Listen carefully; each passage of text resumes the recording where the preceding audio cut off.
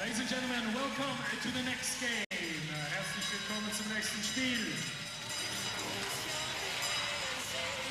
Und jetzt muss es laut werden hier in Susee, wenn die Heimmannschaft auftritt. Wir heißen herzlich willkommen das Team Schweiz. Please welcome Team Switzerland.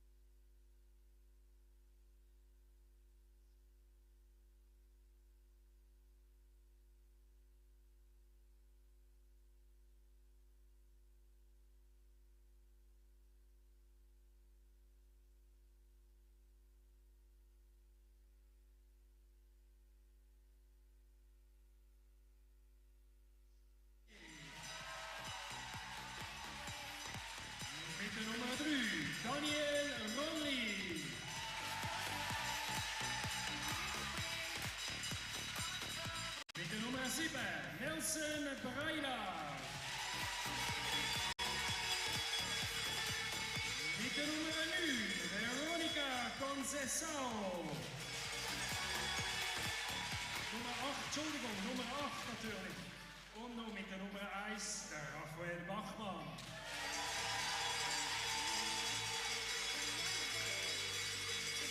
And also a big round of applause for the opponent of Switzerland. Let's give it up for Belgium!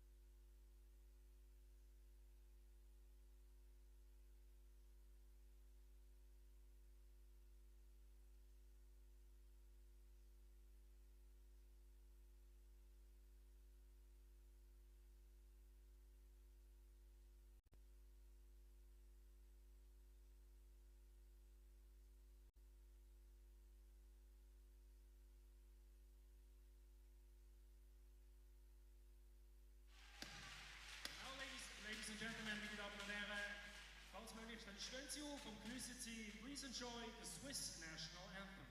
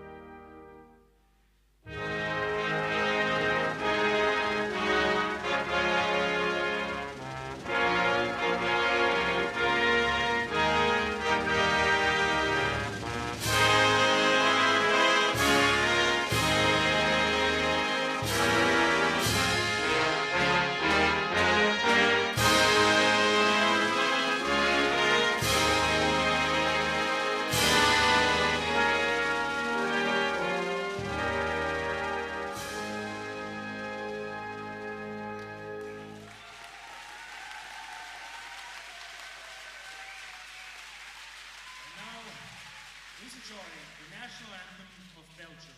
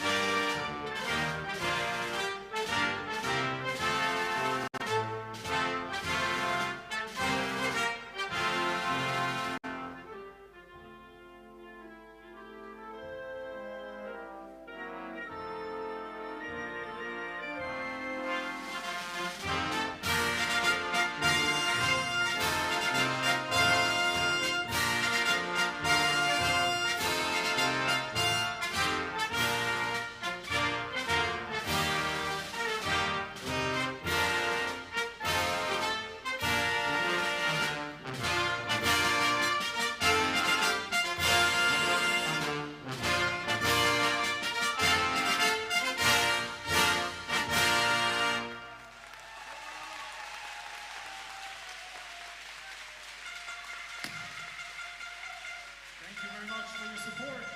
Have a fair game.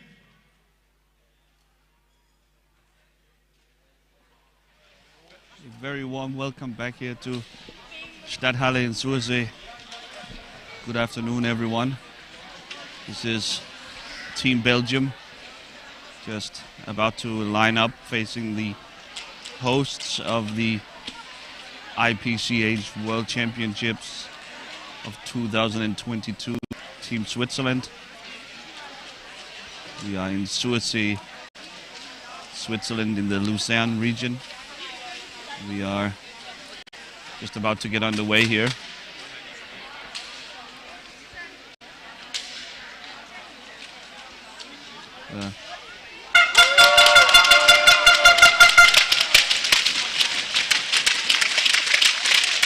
Team Belgium has had a rough tournament so far.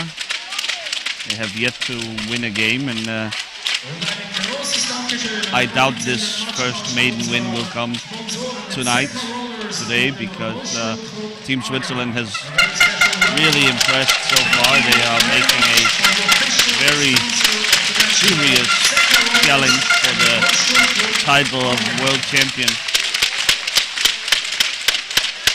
Alongside me is a former Swiss international, Jan Oniger. Welcome, Jan. Hello again.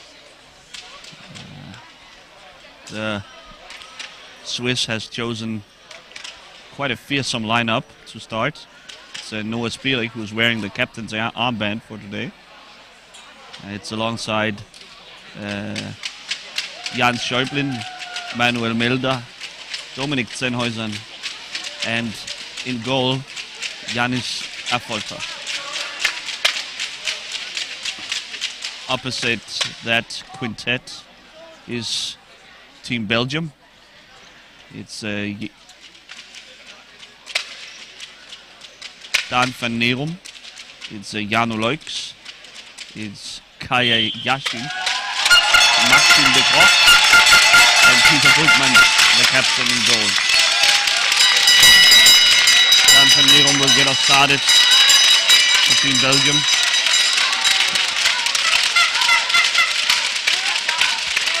A shot from center and from a weird angle.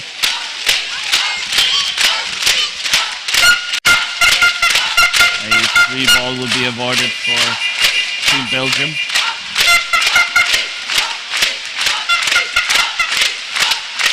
Jan and I will have to speak up a bit, I believe, as the chance of Hop Swiss is bellowing out behind us. First goal here, Jan Schäublin off to a quick start. Schäublin steals the ball behind the net and quickly able to turn it in at the near post right in front of Peter Bultmann.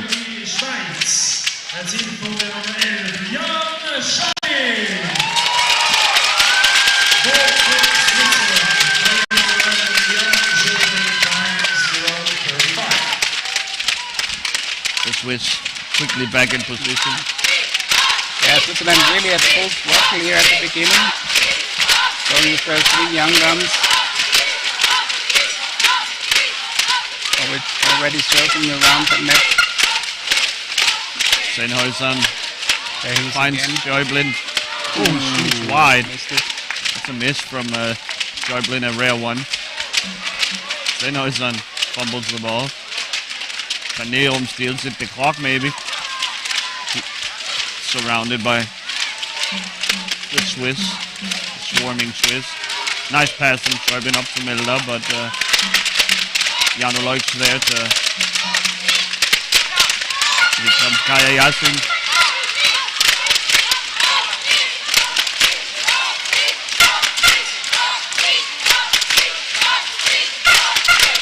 The clock with the steal. Kaya. A Belgium free ball.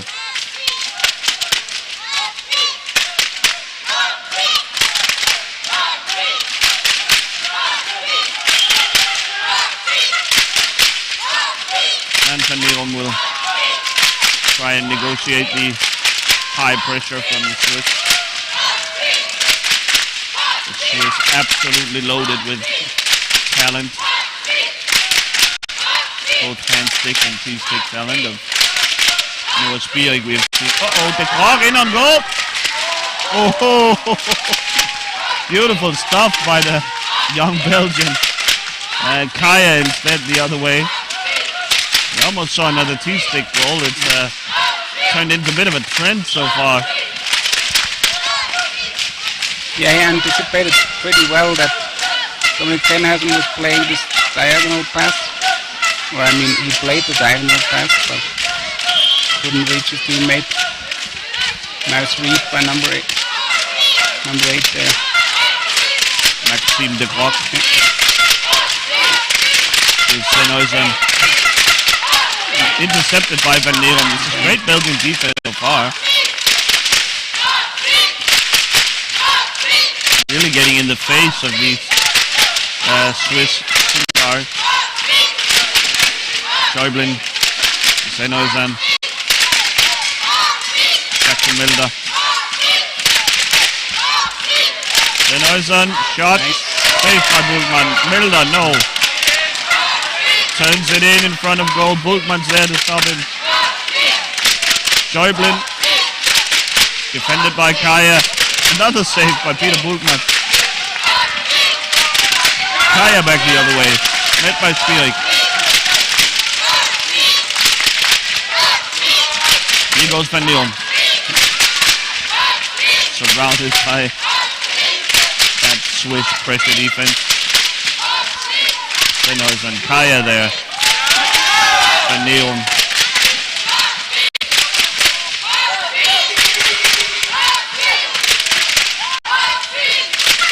Back to Milder. The Belgians have struggled so far this tournament. It's a very young team. They are here to learn, to gather experience. And head coach and Van Oysten will be happy with what we've seen so far. Tenacious defending. The clock now needs to cover Sennhuysen. Schäublin, shot wide. Again wide. Sennhuysen tries again. Bultmann. Oh wow, what a shot by Sennhuysen. About that if you see Bultmann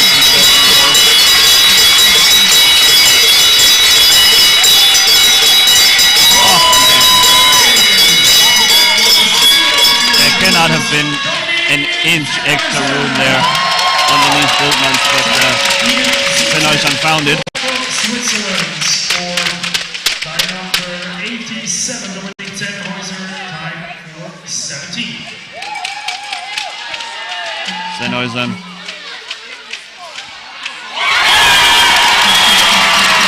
Turns around Bultmann again. The Belgian team not covering the post well enough. I expect that's what Bultmann is just telling Jano Leuk at the moment. When you give Sennhuysen that much space, you're in trouble.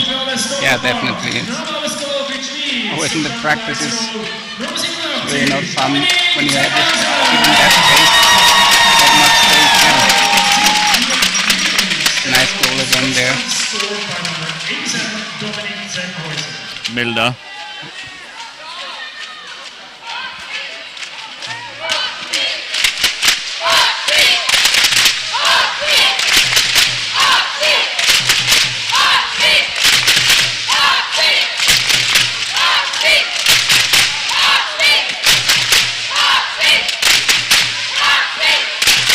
Working on Bultmann's Milder as well.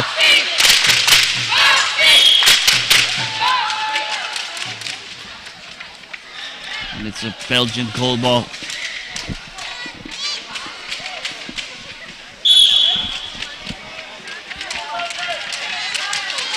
The Swiss again there, high pressuring. 3 players always in front. Milder back to the leg.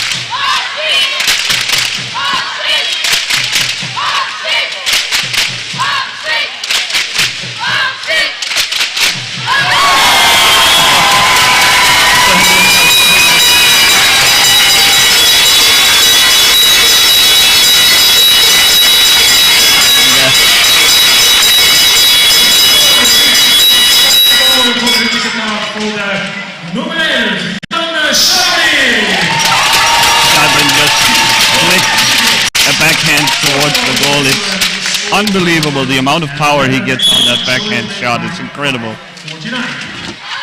Yeah, in such a short range. I mean, he doesn't have to use his upper arm really far with all such power. There is again.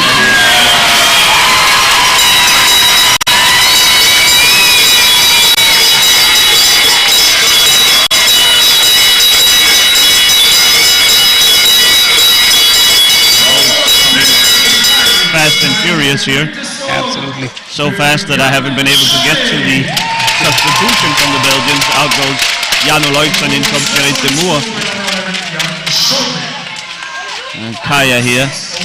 De Groot, now Sennhäuser. He's got Milder with him. No need. Oh, it sends it just wide. Goes for the tricky overhand finish. That was Schäublin's goal number 12 at this World Championship.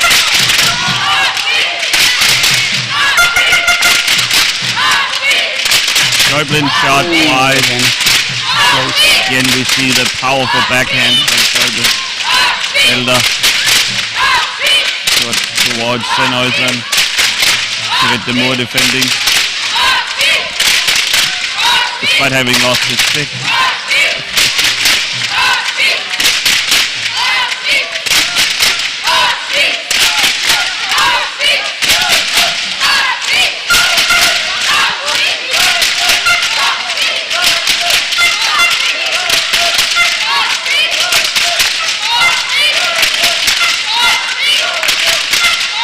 Really great passing plays here by the Swiss. Oh wow. Oh, Sennhäuser. I think Schäublin surprised him as well with this great pass again. And Dan van Neerum just able to throw some gravel into the Swiss passing machine here.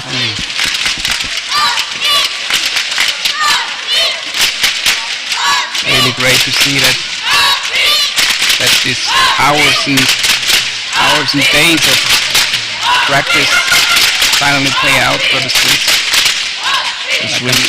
This tactic, this passing tactic is new to Swiss team, and then really they're heavily inspired by the Dutch system with long range passing, trying to pass the ball around the defense instead of driving through it.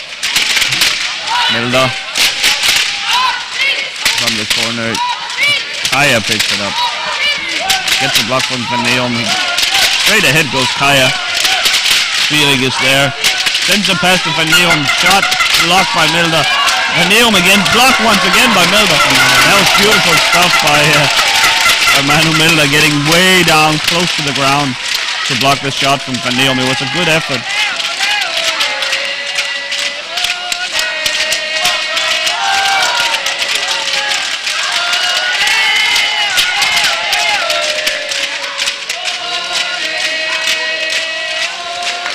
Nice shot by Sennhausen there.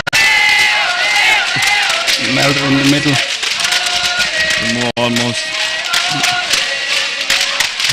sent it toward his own goal. Kaya and Neom working Sennhausen. Milder comes to help Kaya though.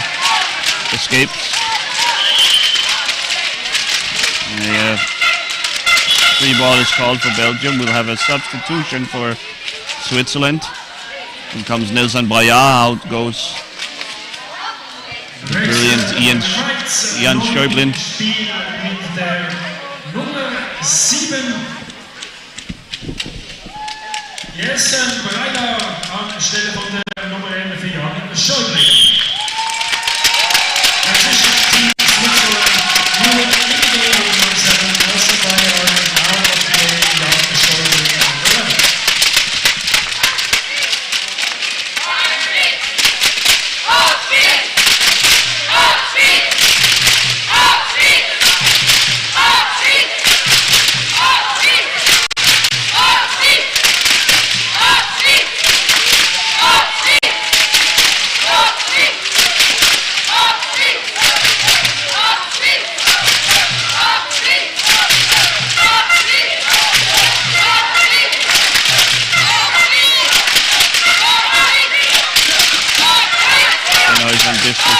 Kaya back the other way. Still Kaya. Finds Van Neom maybe. That's the spirited across Mulder. Shot blocked by De Moor. Kaya will pull it back out. Have to marvel at the almost an own goal here from Dick Rock.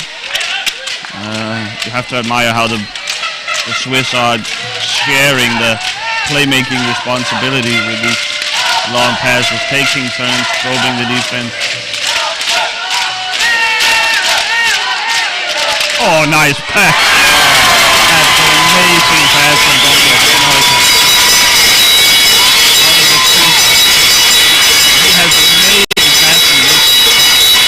Shows it out here, finding it in the arm.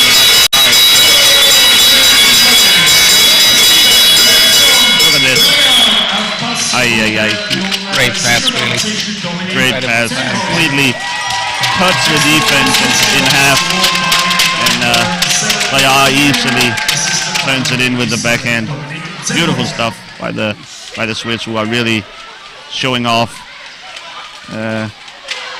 Great display of passing hockey.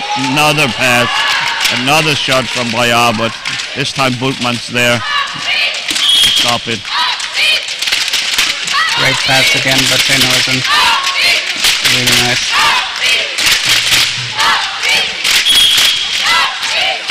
One of the best setup players there are around.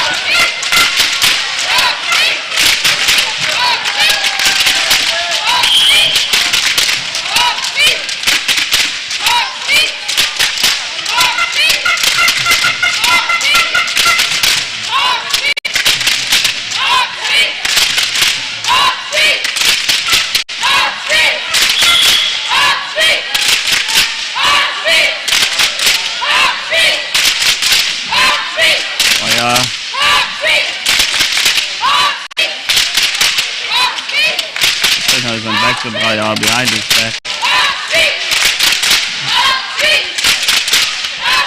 And Neom has a block from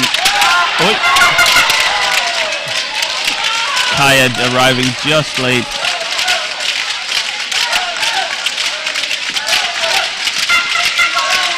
Kaya still in the corner. Braja now. Milder in there as well.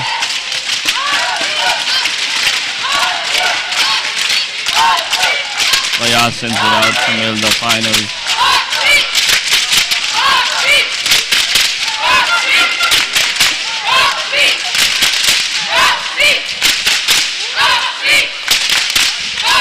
Kaya intercepts the pass from Braja. Belgians slowly catching on to the passing pattern from the Swiss.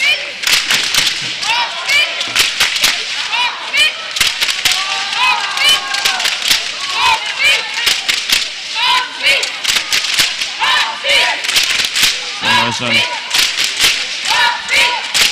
Intercepted by Van Nerum. Van Nerum shot blocked by Boyar. He sends it back to the Moor. Kaya will collect.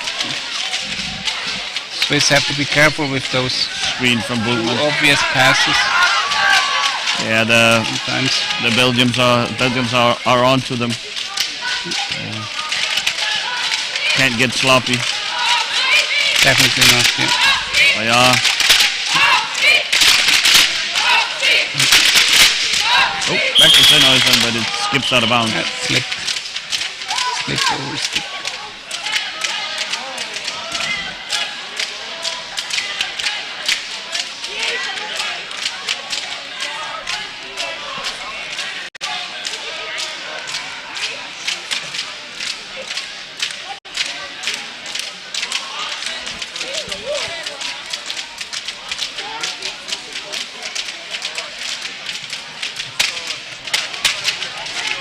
Referee Kasiki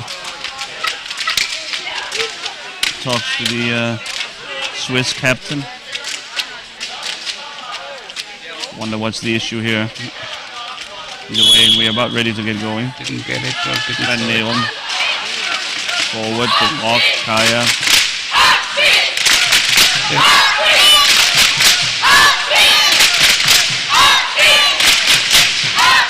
Sennhausen to Boyar. Back to Belgium.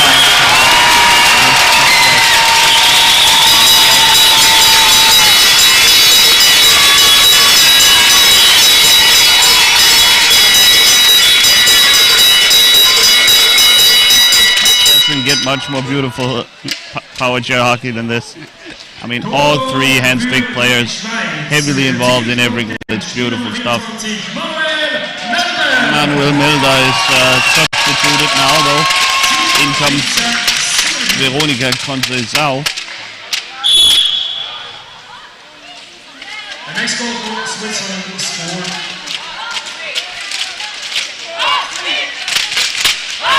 Boyar.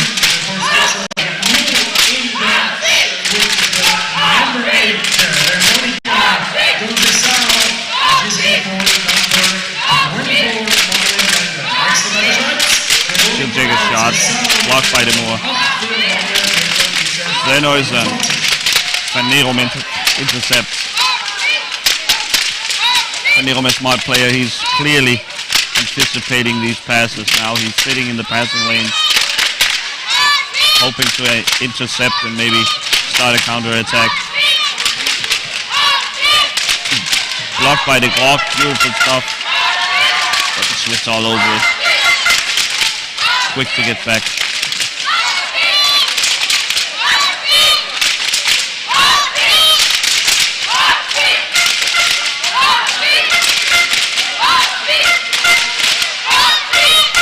Conceição is shot just wide. Bultmann does well to cover off his back post. Boyar blocked by Bultmann. Boyar back to Spierig. Conceição will collect.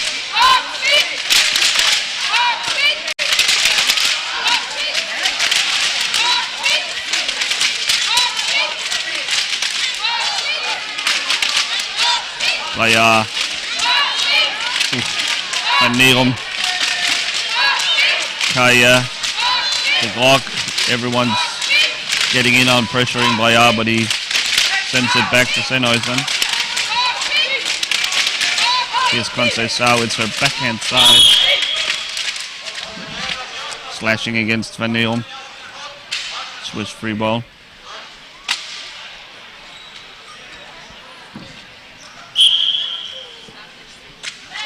Sennhausen finds Boyar. Backhand slap shot. Wide.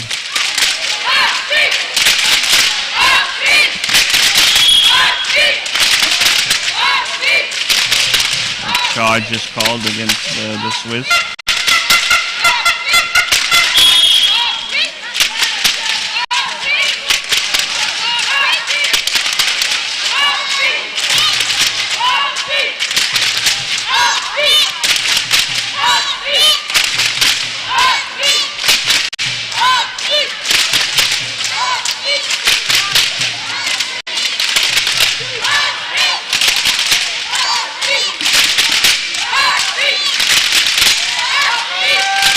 Conceição now sends it across, blocked by Kaya.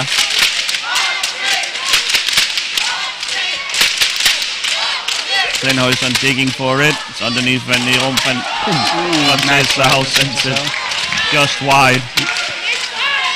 Almost took out referee Fabrizio Iotti. Kaya. Van Neerom. Surrounded by Swiss.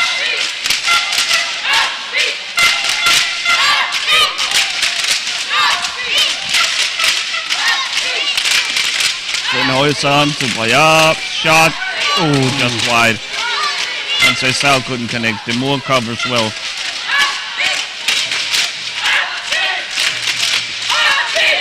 Conceição with a shot. Blocked by Kaya. Oh man, Kaya is working really, really hard in defense. They're firing from all angles. Shot wide once again. Nice save there. And out of bounds. Timeout Belgium. Timeout Belgium. Time 17:34. Timeout Belgium 17:34. One timeout per half, of course.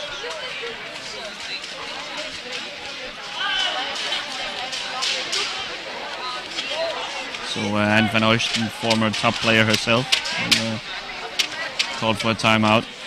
Make some adjustments.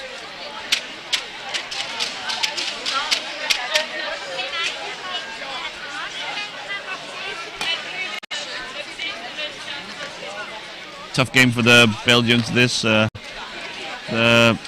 Swiss crowd really just paced their team to keep piling on the pressure, keep running up the score here. This could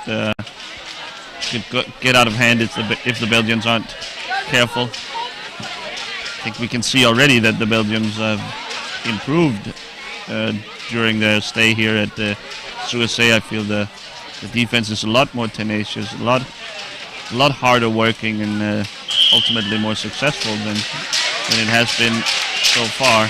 They are simply just up against the incredible, powerful lineups of Team Swiss.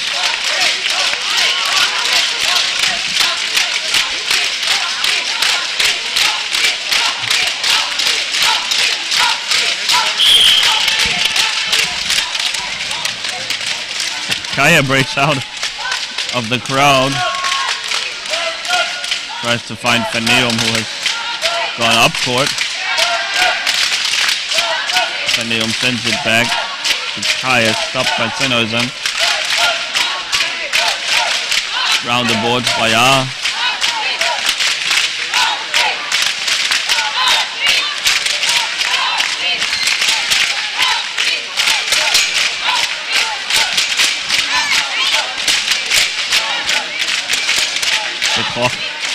Tries to go for the steal against Conceição. She spins away from him and sends a pass to Bayard. Saved by Bultmans. Great job. Almost defending the pass as well by Peter Bultmans.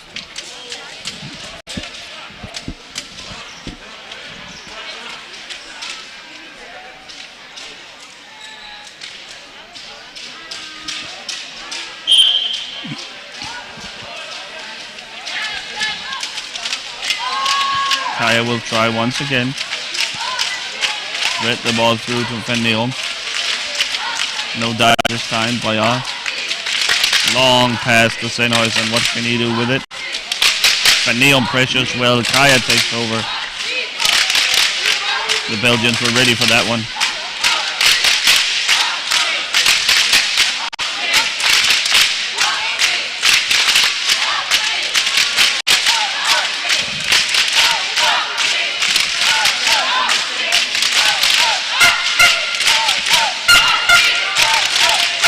The Belgium could prevent a little bit the triangle passing, so Swiss has to find another way to score again. I mean, the full triangle.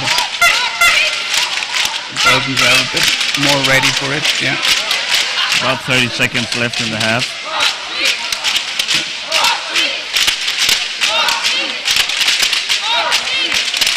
Sau, a shot And I think that the shot.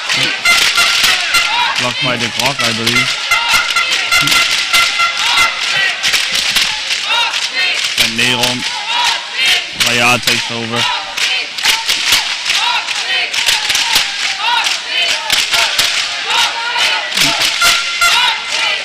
Raya blocked by Van Neron. That ends the first half. Continue lead. Bell by the cowbell coming off.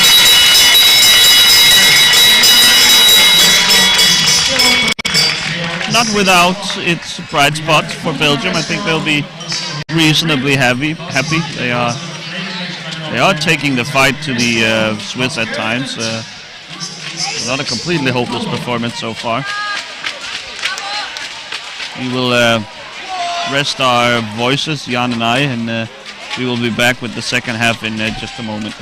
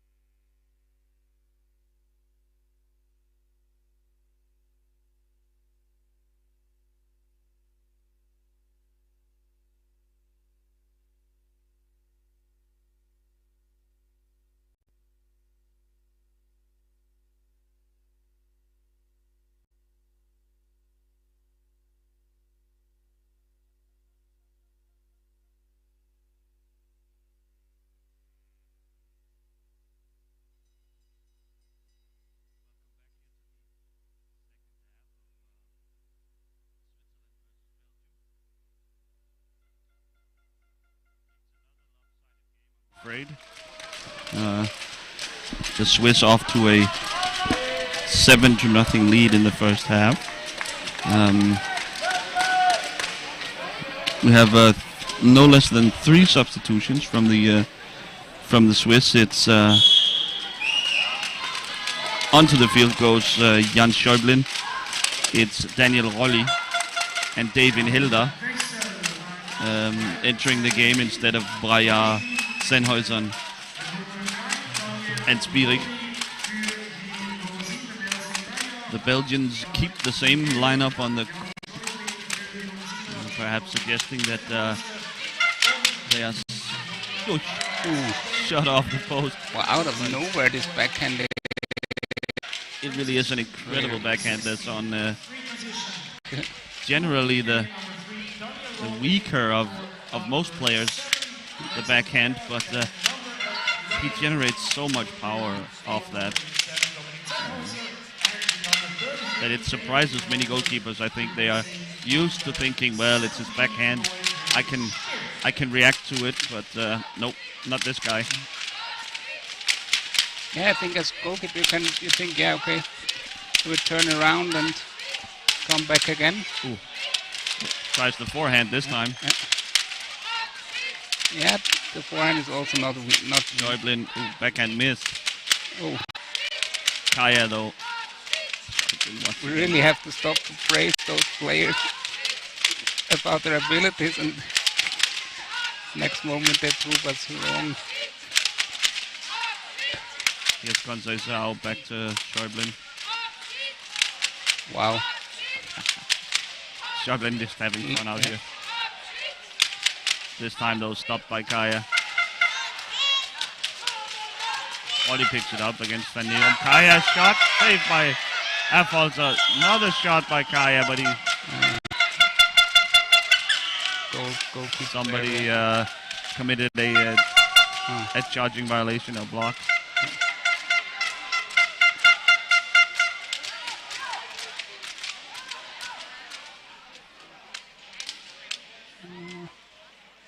There's a little issue there. Maxime de Groot. Okay.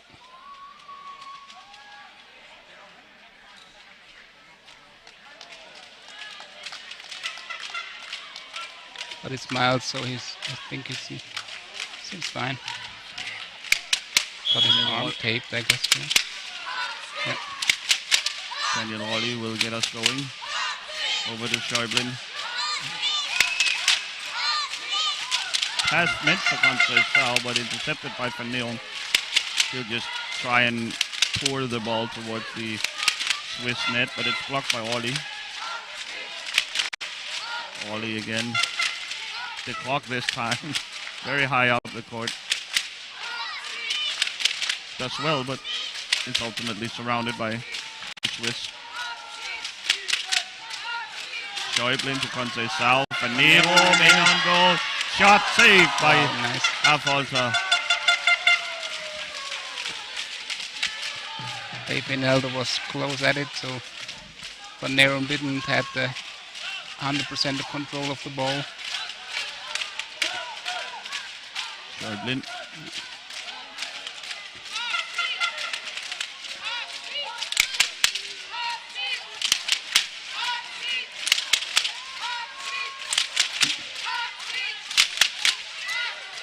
Nice backhand again. Wow. Whipping backhand. Reaching in there between. Peter Boekmans will allow his Belgian teammates to grab a mouthful of air and take a goal ball.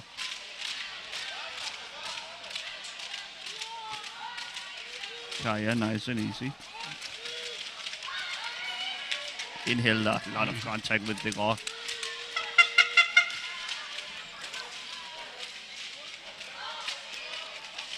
In Hilda. Goes for the ball. Almost gets it. It's below him. Underneath his wheelchair. Now he has it. Kaya. Dispossessed by Conceição. Schäublin picks it up.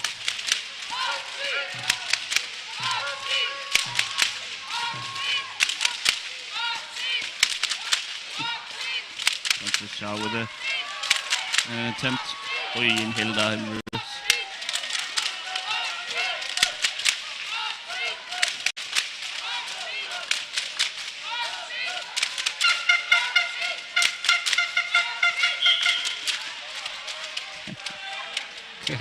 Conceição smartly positioning herself behind Kaya, and when he hit reverse, he backed right up into her and picks up a free ball. Ilkasiki referee just asking the players, especially David Hilda, to turn it down a notch. After all, it is a 7-0 game. No need to get chippy in this kind of game. Backhand pass this time to Conceição. Jordan still in the corner.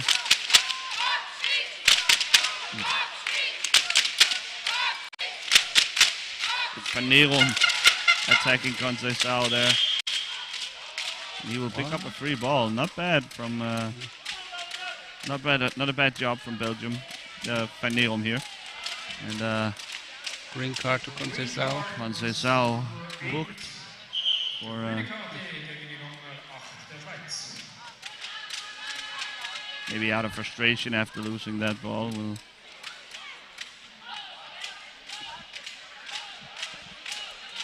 The move will tip it to Van Neerum. In Hilda right there immediately. So is Conceição. In Hilda. Van Neerum, Schäublin. It's a very chippy game. I mean, considering this is a lopsided game, 7-0. It's getting pretty chippy out there now. Schäublin, a shot blocked by Bultmanns. Kaya passes it out well. In Hilda again, physical. Yeah. Schäublin. But that was Van Neerum not looking at it for Inhelder. Schäublin. Pass to Conceição. It's in the corner now. Kaya. The Belgian free ball. A lot of little infights and little fouls there, yeah. Yeah, very chippy. Yeah. Van Neerum taking up position wide. Yeah. Wants a pass from Kaya, gets it, but Conceição is there.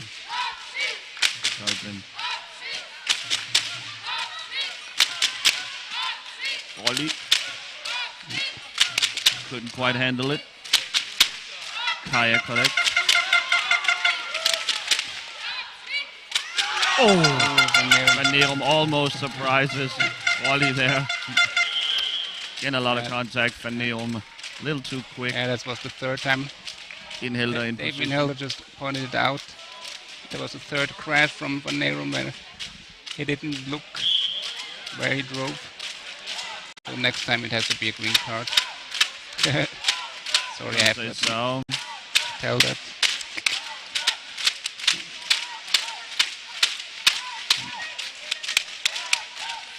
Shot off the post, I think, or maybe off the chair of Conceição. I mean, the power on those passes from Schäublin, it's so much that his teammates almost are surprised when the ball gets there at such speed. Schäublin graciously helping Kaya retrieve his lost stick. Schäublin, don't be surprised if he shoots directly here. He doesn't, he takes it to Conceição. Back to Schäublin. Van Neerum there, Schäublin dribbling. Oh, Conceição couldn't handle the pass once again. So it's scoreless, almost 7 minutes now for the Swiss here in the second half. The Belgians doing well defensively. I think that's why Van Hoesten is electing not to make any substitutions. They're doing so well. Her starting lineup right now. They're in a rhythm, in a streak. She of course is managing the spirit of her team. Another turnover here. Kaya tries to get it back to the clock, but here's Schäublin. Shot saved by Bultmanns. And Kaya. Great technical skill on display again. Yep. Really nice. Schäublin. Just looking for Conceição. Cannot find her.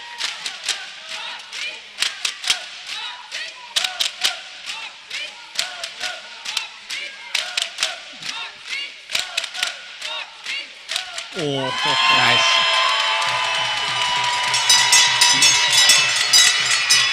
And 7:51 into the second half, the dam break.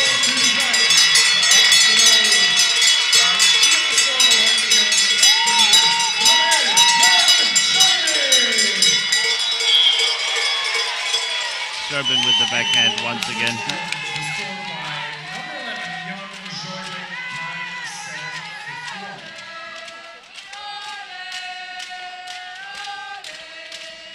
Conceição turns it over. Kaya picks it up.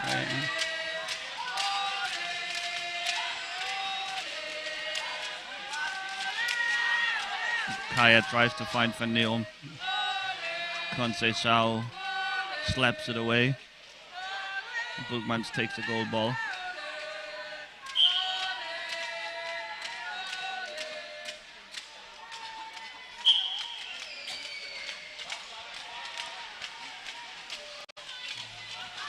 Kaya to Van Neum. Led by Schäublin.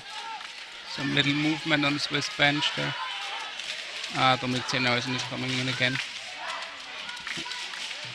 No, there's a technical. Schäublin will set up Affolter for a goal ball, and what's the issue here? No. I thought it was a technical one, but yeah, we do apologize. I'm not quite sure what that was all about. The game resumes though. Schäublin. Van Neum, great job. Saw Conceição there.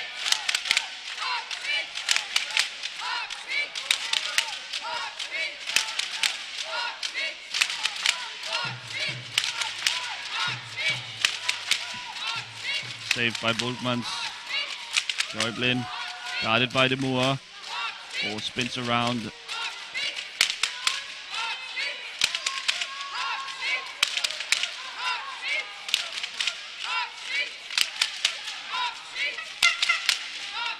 Schäublin again. Backhand. Oh. Long range shot just wide of the net. Rolli now. Back to Schäublin.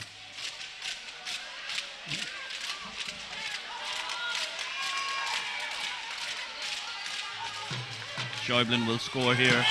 Yep, idiot move.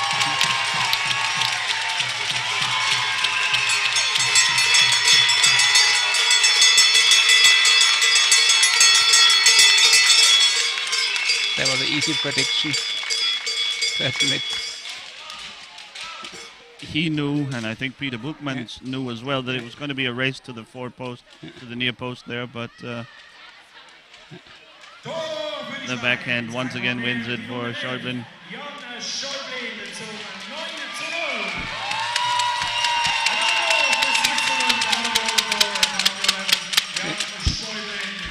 Swiss fans are still at it.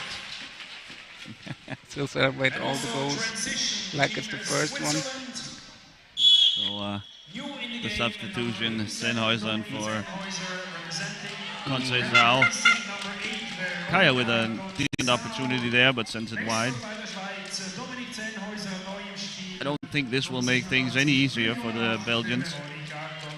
Zennhäusen has really impressed in this game with some slick passing, creative passing. And also a really nice goal in the first half. Yeah, with the backhand there, or sort of spin shot.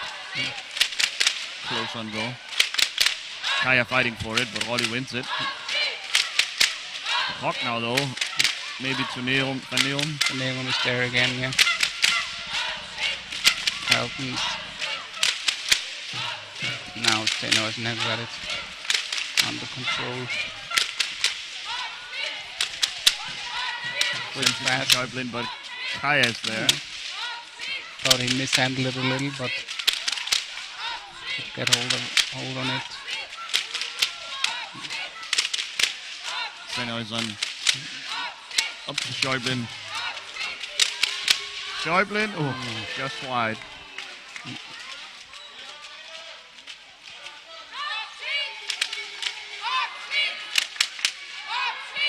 Sennhuysen to Schäuble. Oh. Great pass from Sennhuysen, but intercepted by Kaya. Again.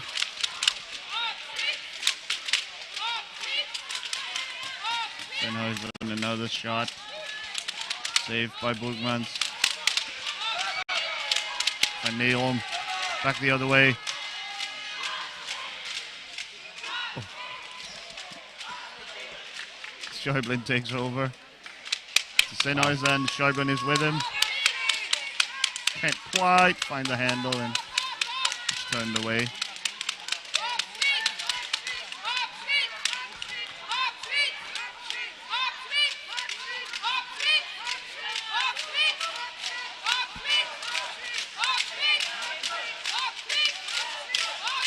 Sennhuysen, Schäuble. Shot, but a save from Bulkmans. And we will get a goal ball.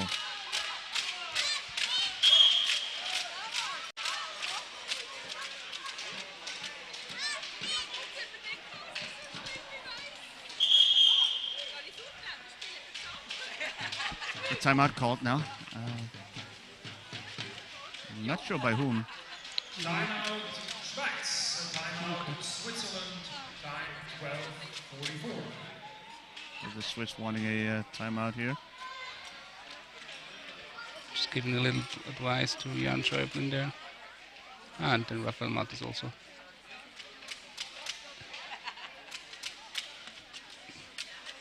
Also not. Wants to change a little tactical approach there. Can't forget to stay hydrated as well. It is extremely hot here in Stadthalle. And as we get later and later in the afternoon, the temperature is sure to only keep rising.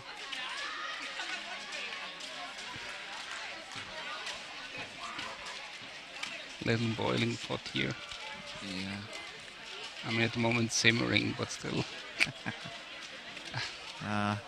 Maybe this is an opportunity, Jan, for the Swiss to try something different, to work on new offensive openings. Maybe that's what the timeout was about, trying out some new stuff in a game that is well in hand. Maybe also told them to stay up a little more high. Yeah. Get the ball back again faster. Inhilder. Or they try to set up Inhilder as well. That might be so. He's trying anyway. What? Now here's a penalty shot, okay. And who's I think taking it's it? called on Joyte Merv. Yeah, I think. Booked with the green card. Okay. Inhilder may have had the edge there, and And Inhilder goes for the penalty shot. Wow. I think so. Might be a little much for my liking, but What is it? I didn't hear you. Okay. incredibly rare to see you. Definitely. But you can do it at that score. Let's see if you can convert. Inhilder taking his time. Against Bulkmans. Gets by him. A shot. No good.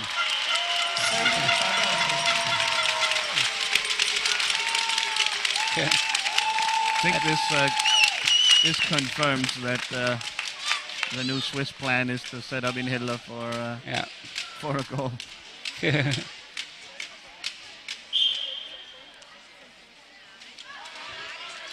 Wow, that was a gap. To Van Neelom.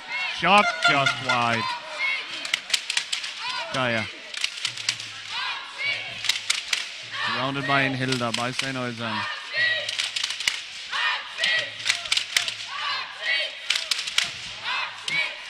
Ball pops out.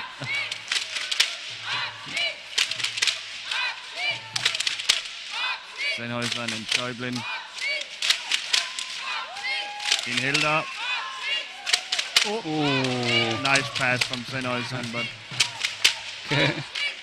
Hilda couldn't quite turn it in on goal. So the Swiss watched the game of Germany before. Germany versus Australia. Jan is referring to it.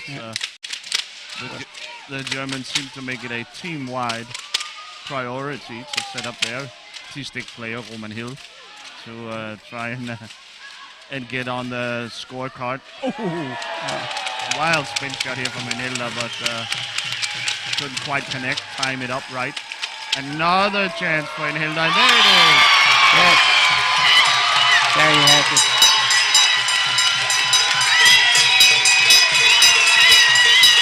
Nice.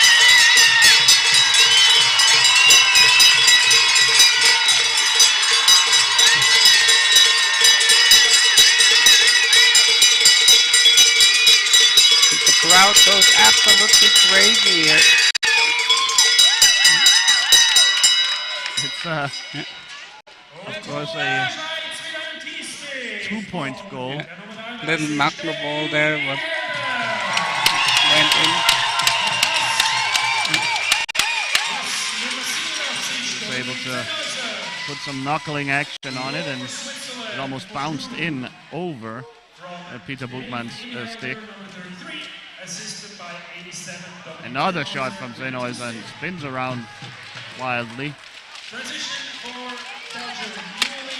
So Inhilda becomes the third T-stick player in this tournament to score. He joins Sara Granada of Spain and Kieran Watts of Australia, who, despite the Germans trying all game long to set up Roman Hill, or basically all game long, it was actually the Australians, their opponent, who had success with Kieran Watts snapping up a loose ball in front of Jessica Thoma and send it in. A little bit surprising, like at this situation there, but yeah, Watts scored nicely then. So facing a 10-0 deficit. No, 11. 11 11-0 deficit. The Belgian coach Ant van Oosten has elected to substitute for the first time. In comes Jan Verheyen instead of Jared de Moor.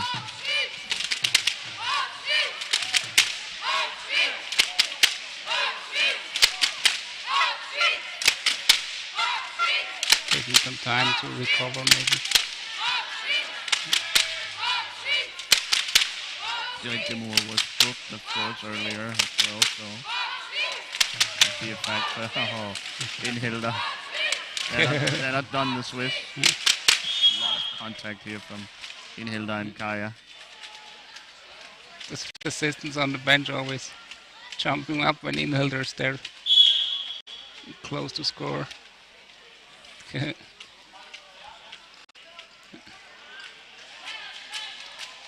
Kaya immediately swarmed by Swiss players. Schäublin, Verheyen, it's Sennhäuser now. Schäublin, shot blocked by Kaya.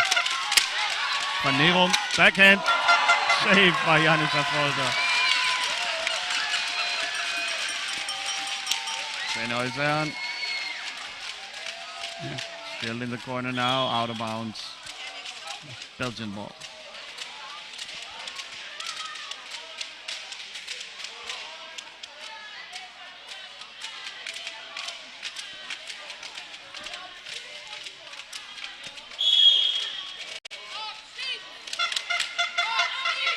Kaya. Poked away by Sennhäuser. Schäublin back to Ollie. Affolter leaves his net to set a screen.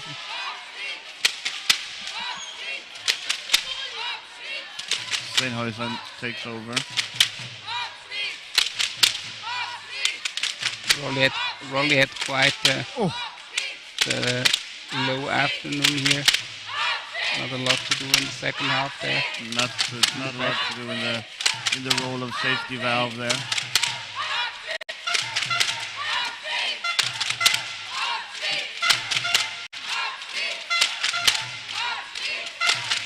Swiss are still powering there. Kaya has played all game. He's Going for played another very hard.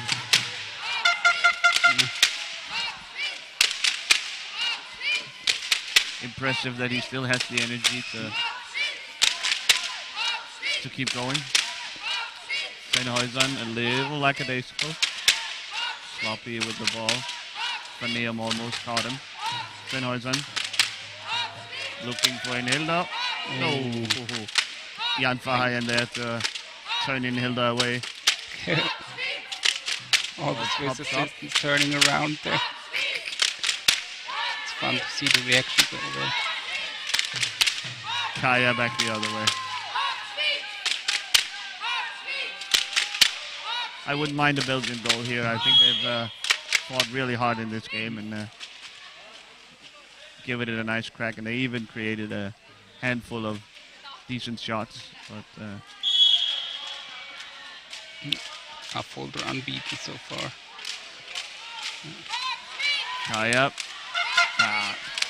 Stolen by Schäublin.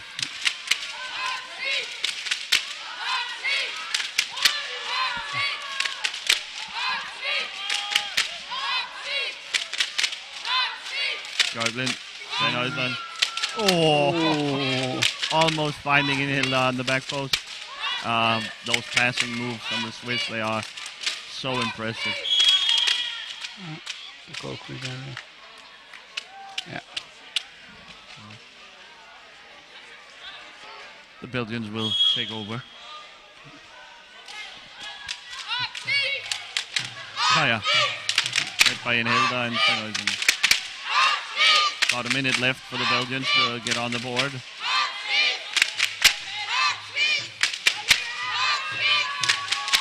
Up. Oi! Hilda. Another shot on goal. Hilda wants to be the only one that scores twice. Does he need to Here's Schäublin. organize his own club then? Schäublin to Hilda. Oi! Little too quick the pass. Hilda scrapes it out. Schäublin.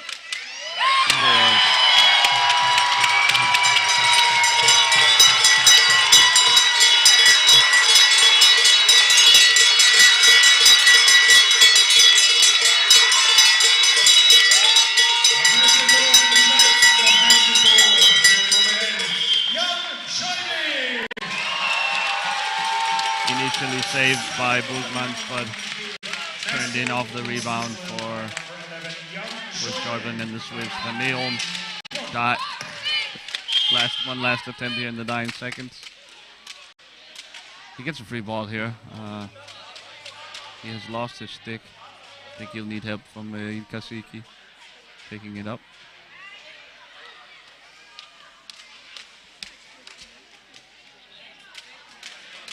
Verheyen will tip it to Van Neum.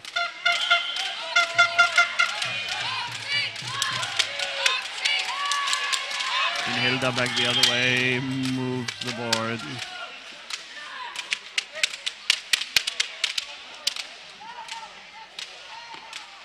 A free ball with 9 seconds to go.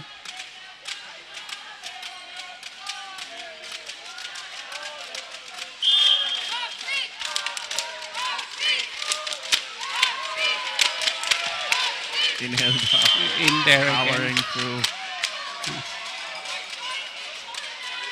Okay, Kasik is giving. Come on. Hilda reminds him to stay put there.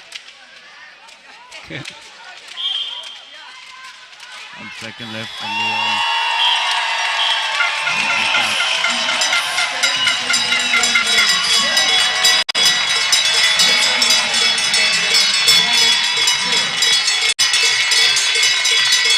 final score 12-0 for the Swiss against Belgium.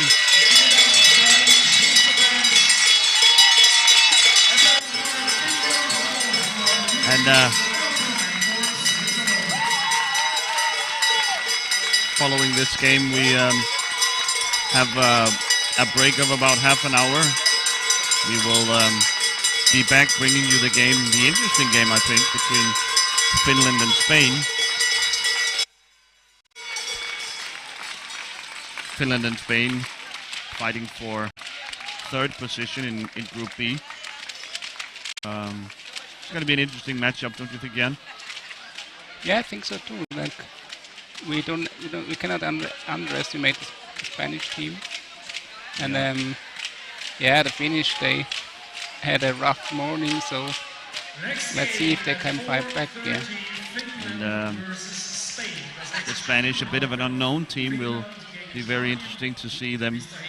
They played last night against Australia, but they took it easy and sort of experimented a bit in the game. Now here against Finland, they will have to bring their A game, and we'll finally get to see exactly what that team is made of. So stay tuned, and please rejoin us in about half an hour. The game starts 16:30. That's 4:30. Please rejoin us, and thanks for watching.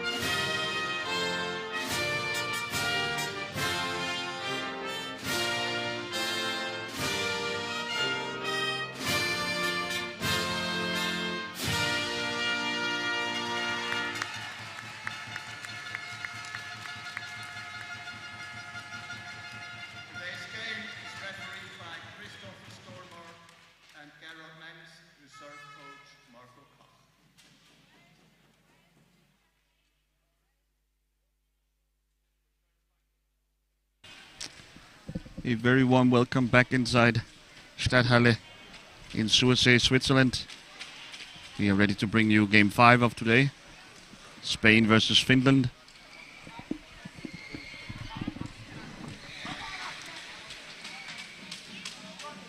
The two teams are just about to get ready to make sure their starting lineups are the only players left on the team. Might as well get going on the starting lineups. We have yesterday's goal scorer. Look at this. A little four-legged friend somewhere on the court. We have a visitor from outside.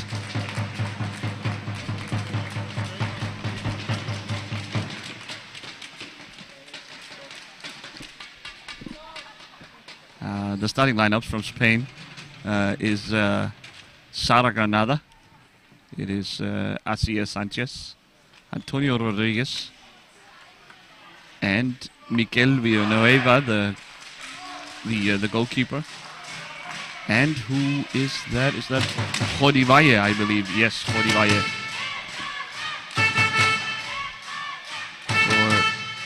For Finland, it's Atsi Ahonen, the goalkeeper and captain. It's Kasper Voirunen, it's Jesse Mursu, Saila Lumi, or Anni Kirolainen. The second game today for Finland. They had a rough morning, losing to Denmark. It was somewhat expected, that loss, but nonetheless, of course, disappointment. During that game, Anna Kirolainen had to leave the game due to her chair malfunctioning. It's good to see her back. She clearly was able to fix the issue.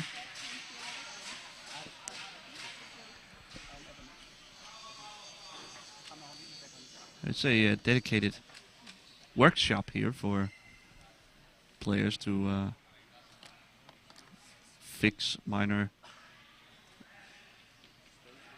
malfunctions on their chairs, to make sure that they are spick and span in perfect working condition.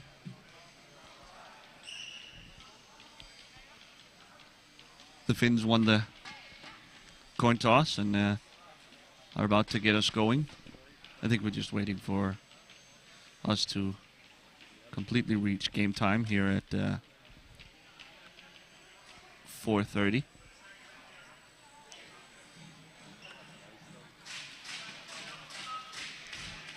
Alongside me again, Jan Oeniger, the former Swiss international. Hi again. And he and I both ready to guide you through this game. The Finns are in great position to, despite their early morning loss today, are in great position to make the semifinals. The Spanish have only played one game so far, beating Australia yesterday. So they are still alive as well, and a win here would be very big for them. Sara Granada and Rodriguez against Voirunen.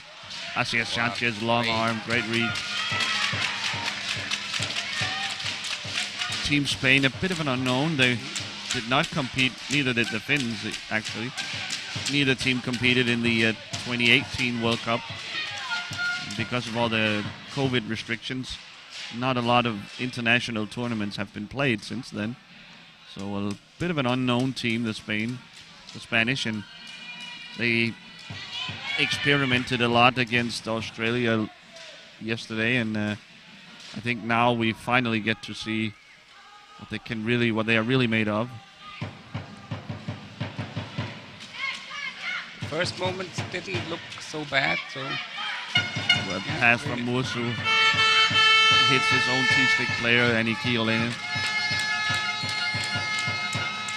Sanchez intercepted by Lumi.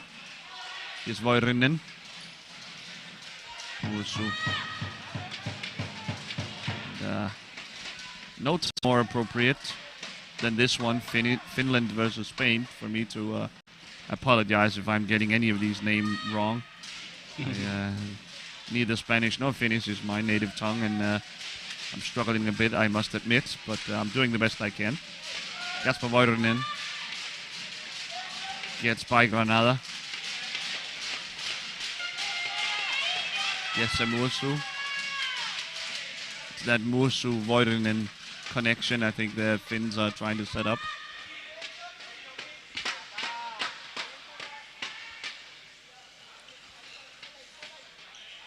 Granada with high pressure from the T-stick. A shot but wide. Sanchez will take over. Met by Mursu. Hard fighting for it. Podivaya here. Voironen takes over. Sanchez with the forechecking.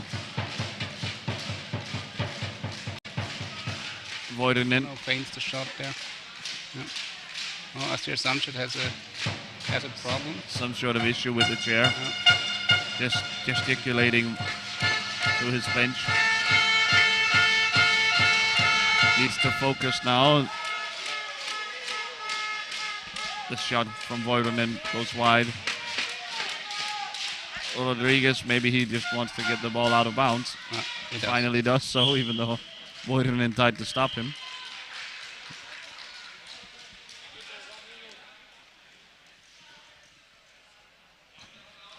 And now referee Christopher Stormark will investigate what's going on. Looks like after all that Sanchez is essentially fine now. Well, are they asking for technical? Yeah, his has a problem with his joystick now, I saw it. Is it loose maybe? Yeah. Need to tighten up that.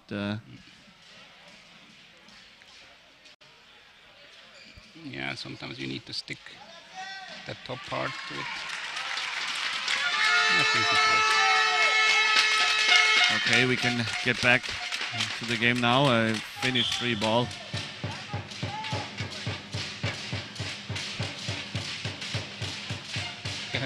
Mursu. I expected them to play the ball to the Spanish, to be honest. But I don't think you could say that the Spanish were in possession. yeah, Rodriguez was surrounded by Finns when he kicked it out of bounds. I think it's quite all right for the Finns to keep going.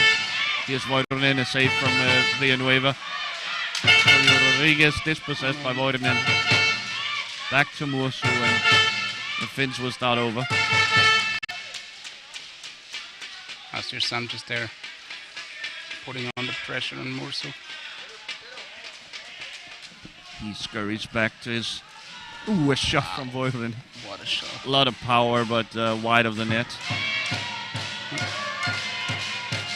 Rodriguez tries to find Sanchez, but can't make the connection. Didn't look up before he passed. Mursu. Seemed like it was a small opening for the forehand shot. Again, Mursu.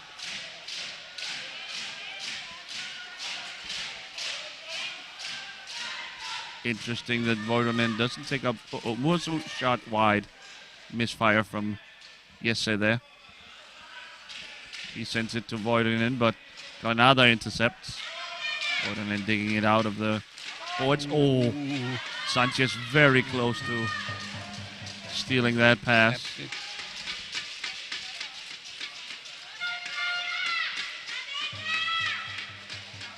Voironen. Sanchez always trying to get there between. Mursu, Voironen. Quiet high there. Now.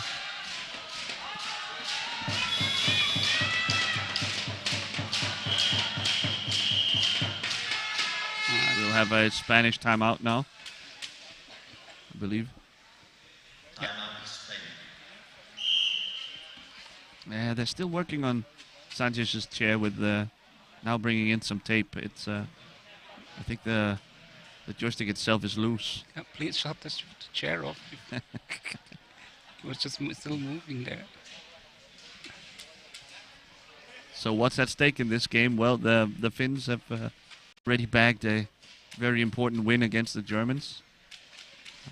Spain, of course, is have won their only game so far. They are a bit behind scheduling-wise. So they have 2 games tomorrow, which will be the ultimate test of them going up against Germany and Denmark. It's not completely outside the realm of possibility that the Spanish could put up a fight against the Germans, but definitely Finland remains the favorites to go through. If the Spanish win this, though, they will be right back in. They'll be right in there with the Finns in contention for that final semi-final spot. So still tied 5 minutes into the game, scoreless. We'll have our first Spanish substitution. Out goes Rodi Valle, and in comes Gabriel Calvo.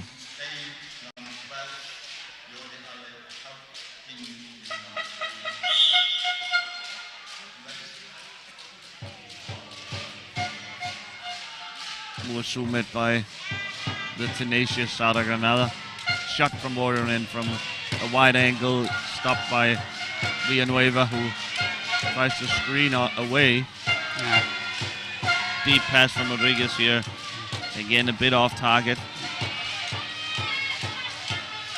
Voirinen. Muasu saved by Villanueva. Calvo there. Wow. Calvo fighting well here along the boards. He can pass it to Rodriguez now. Muasu wins it ultimately.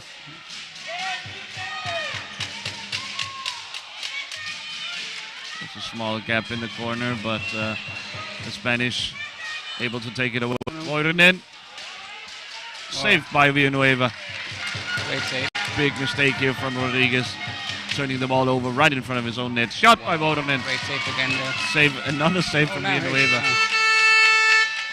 Great job by Calvo to stop the wraparound from Voirinen. Here's Muasu. Paints the ball there. Loses it. Lumi picks it up, gets it to Muasu.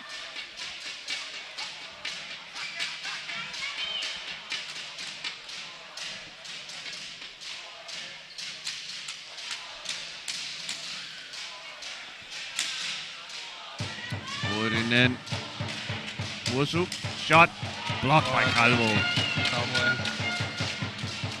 It is last ditch defending from the Spanish right now. The Finns pouring on pressure. Sanchez going back. Voirinen just stays in possession, and he fires a shot. It's blocked by the defense. Rodriguez again spinning around. Maybe he should start taking a little bit. Muasu with the goal there. The cheeky finish from behind the net, playing it off of Villanueva. So the Finns take the lead. It was bound to happen at some point with the amount of pressure they was pouring on.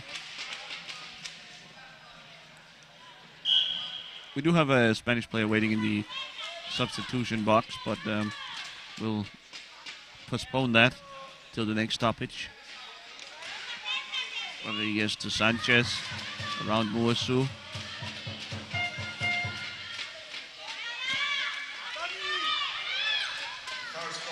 Rodriguez to Sanchez. Has to pull it back out.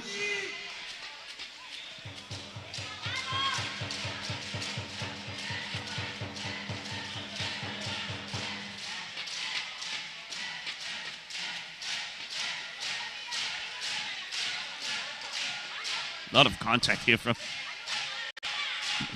Muasu and Rodriguez. Play on, says the referee. Voirinen. Shot. Off the post.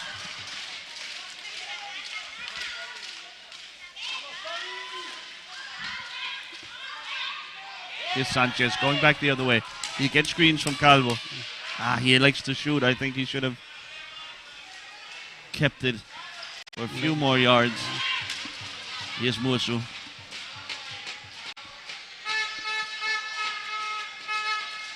Finding Voironen, a shot just wide and off the jumping referee Christopher Stormark.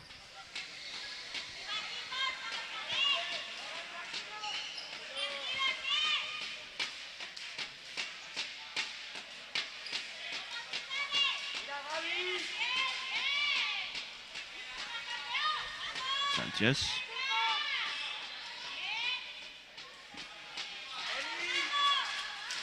Rodriguez from way outside.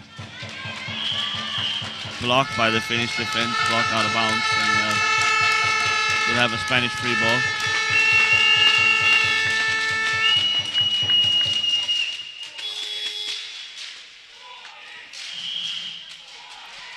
And we'll get the substitution. It's Roger Badia subbing in for Sanchez or Rodriguez. It will be Sanchez. Maybe the issue with his joystick is still hampering him. So Badia makes it onto the court. Yeah, it's really still an issue there. They're fixing it now. Still working on Asier Sanchez's chair. Sanchez, the star of the Spanish team. Badia, though, showed flashes last night. The Finns are working on Petri Metikainen. Pumping his wheels there. Upping his tire pressure. Yeah. Great team by Rodriguez there. Rodriguez. Didn't hesitate.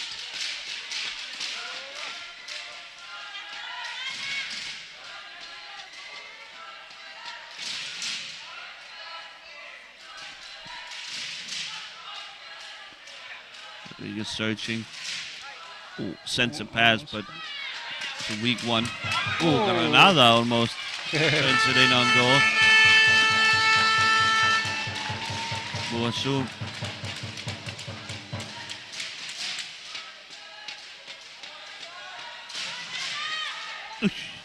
Searching for Voironen and a high ball out of bounds anyway. Pretty good pass there from Musu, and pretty good scoring opportunity for the Finns. Free ball Spain.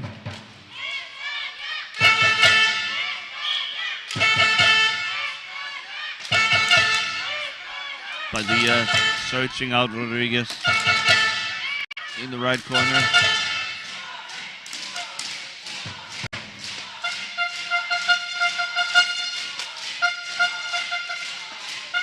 Oh, Badia!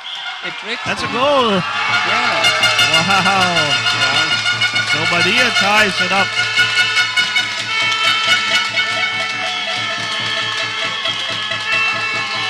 In very much the same fashion as Musu did. Oh boy! Yeah, I mean it's a cheeky angle shooting from behind the net, trying to send it off of the goalkeeper. Essentially the same thing Musu did to Villanueva on the other end. So it's 1-1. The Spanish seem in no hurry to substitute Asier Sanchez back in. It's choosing to stay with Badia.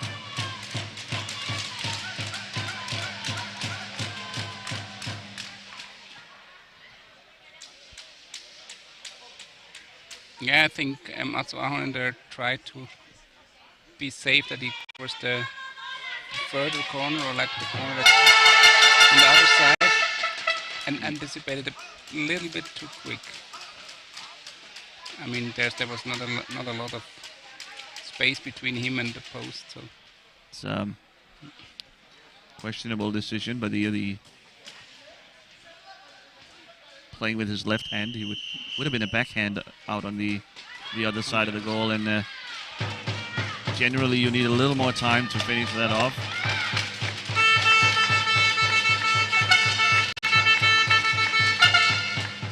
So Badia and Rodriguez in hot communication.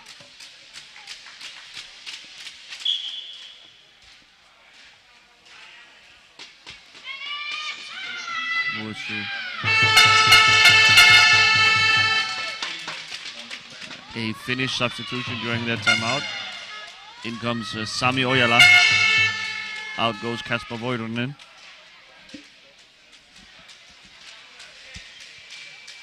I think the offense from the Finns has been fine, basically. A lot of good saves from Mikel Villanueva. Again. And for the third time in this game, a shot from behind the net goes in. That's what do you think, Jan? Should they start putting people on the posts? Yeah, I would recommend. Stuffing the defenders on the post to fight this. I mean, so a little bit sloppy by Villanueva, opening that big gap. Padilla though the other way. Musu on the, you see, guarding the post. Did he really try it again there? No, I'm not sure. I think it was Musu getting to him.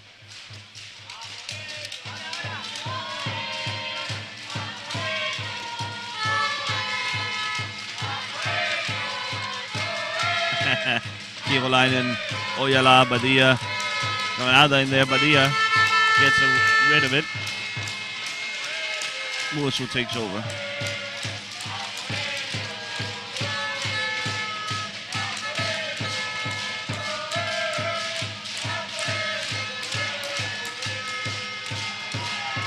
One more time, the Spanish aren't covering those. What? But he was standing there. Okay. Yeah. Call goes against the whatever. Agree and disagree here. Padilla.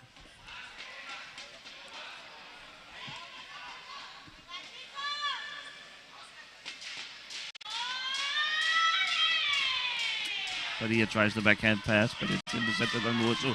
Back the other way it goes, Ojala. Shot, scores. And Ojala is so dangerous in front of goal.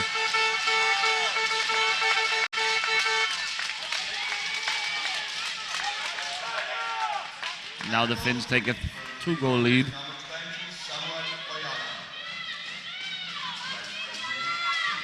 Just pulls it back, gets rid of Rodriguez, and fires a shot into the net.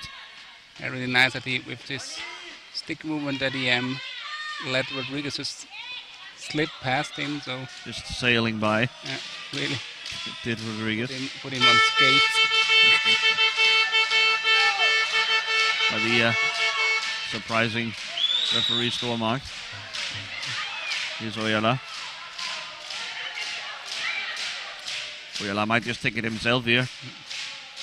Calvo covering.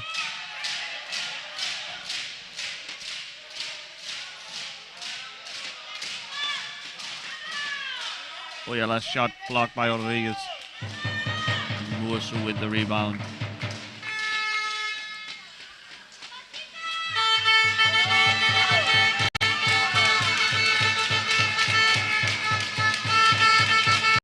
Ojala can't quite corral it.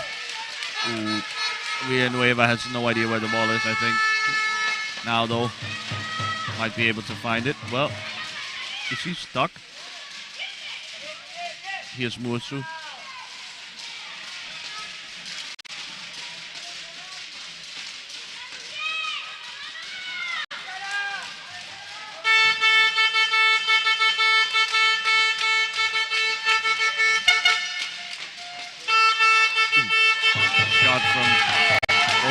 Turn the other way. Badia now in on goal. Badia scores!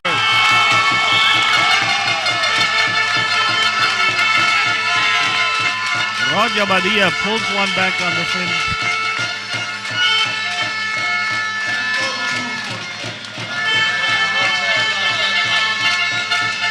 The youngster pumped up by the crowd.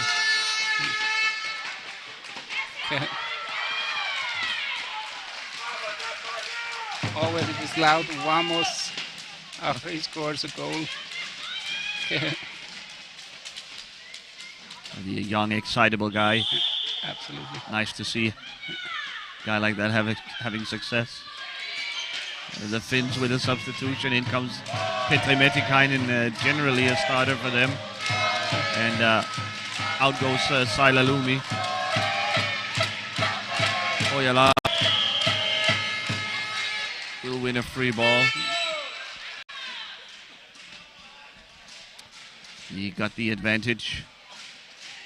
Play on, but when nothing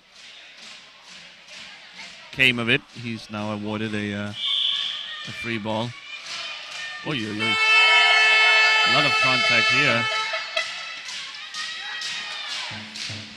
Shot by Ojala, and it just sneaks in underneath the stick of Mikel Villanueva. And it's right back to a 2-goal lead. It's Ojala, it's Badia going at it.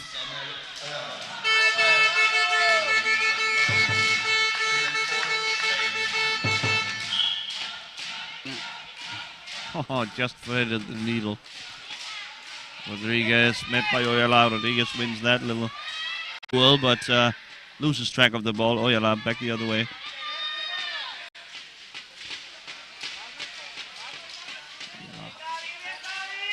Nice job by Calvo here.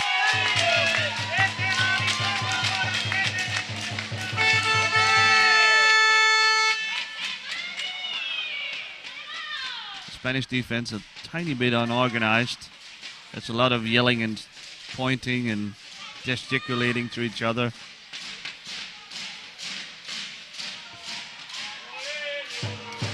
Ojala. Had to struggle a bit more than in the beginning. Musu to Ojala. Oh, intercepted by Rodriguez. Back the other way. He's got Calvo with him. Just give the pass. Oh. Just a little high, little frantic, too high of a speed.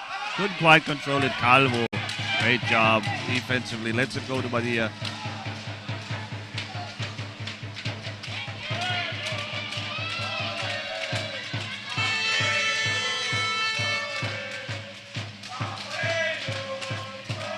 Back to Rodriguez, but he can't control it. Ojala wins it over Granada in the end. Oh, oy. Rodriguez just gets in there to disrupt the shot from Ojala. It's underneath Ojala. Calvo wins it. Back to Ojala.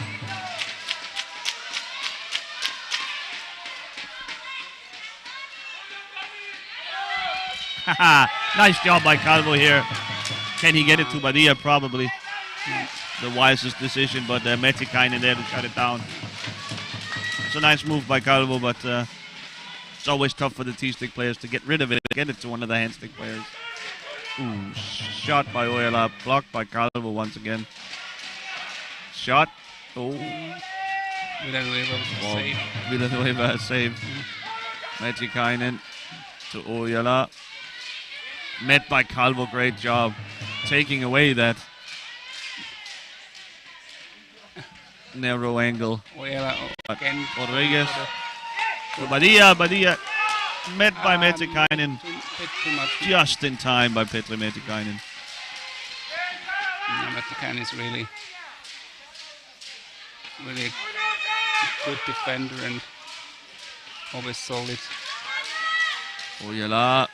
Oh, poked away by Rodriguez.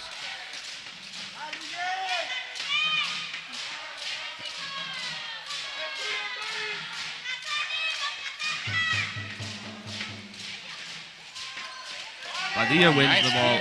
Oh. Okay. Late call there. It's called for moving his opponent's stick with his own. We'll get a substitution. Out goes Jesse Mursu and into Elrica Isometsa. Mursu had struggled to get it going. He failed to make an imprint on this game. It's been all Ojala so far.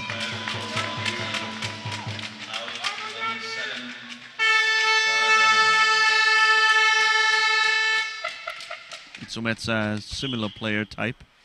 The playmaker from deep. Trying to set up her teammates.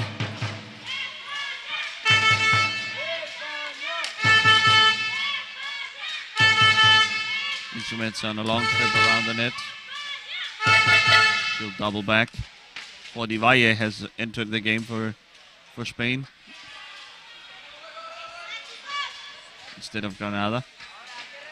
Zumeta sends it back. Valle had stars in his eyes but couldn't get there.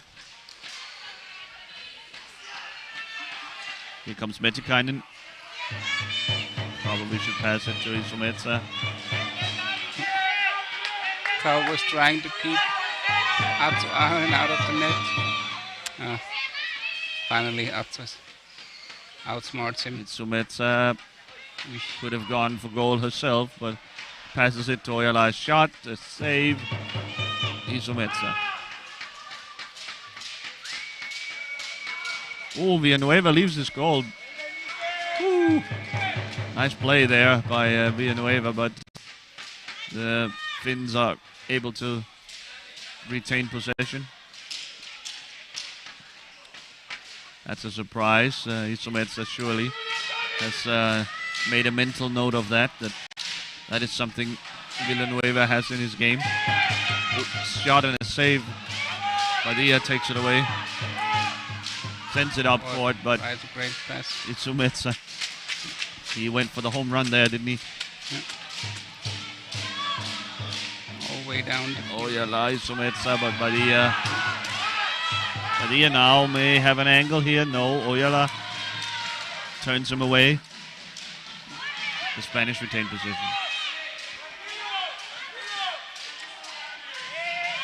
Great stuff here from Padilla. Tries to make a pass. Passes all over the place. This Padilla, he's really putting his imprint on the game in Asia Sanchez's absence.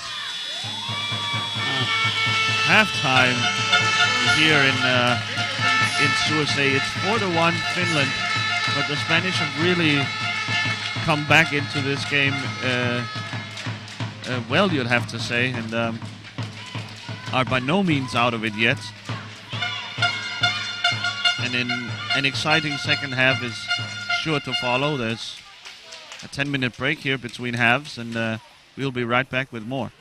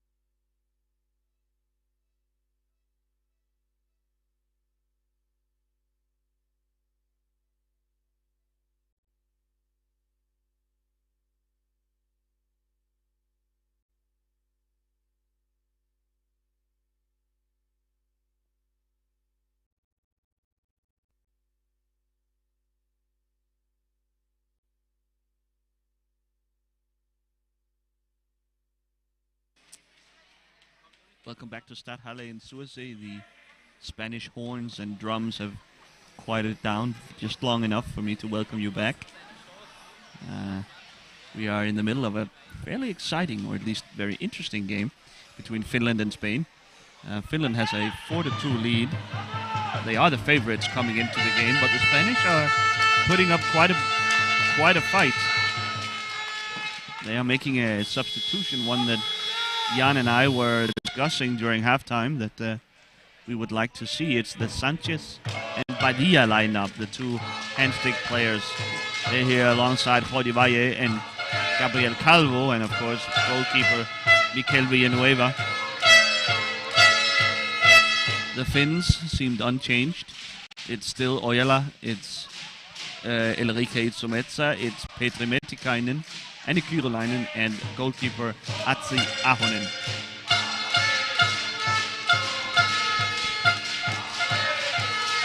Well, as I say that, the Finns are signaling a change. Juha Palonen will make his entry instead of Ojala. We last saw Palonen crash out of the game against Denmark. His chair got flipped backwards, and we feared he might have hit his head on the floor, but he seems all right to play now, and surely that's good to see.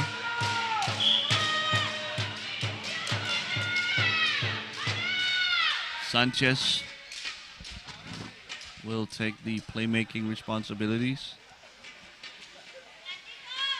So the young line of Padilla and Sanchez.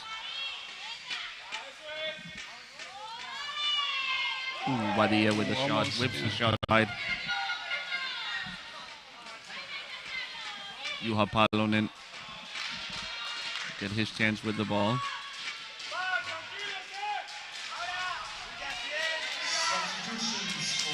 His pass off target, and the Spanish will take over.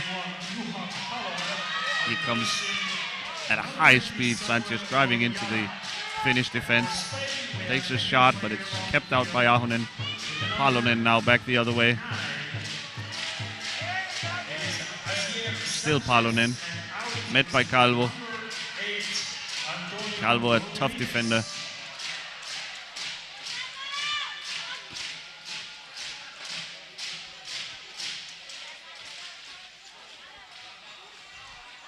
Palonen dribbling, blocked by Padilla. He sends it ahead to Calvo. Not sure what Calvo was supposed to do with it. Itsometsa picks his pocket. Shot blocked by Mikel Villanueva. Jordi Valle now tries to cover it off. Sanchez surrounded by Finns. Palonen.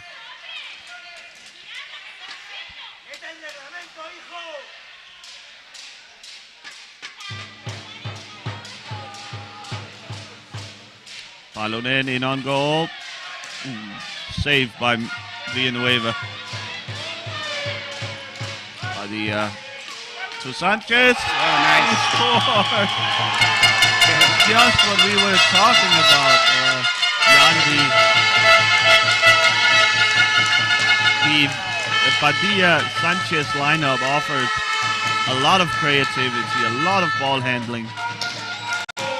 And they, in the span of 2 minutes, have pulled one back on the Finns. Only 1 goal deficit now, and I think the Finns are slightly surprised that they are having such a hard time shaking these Spanish.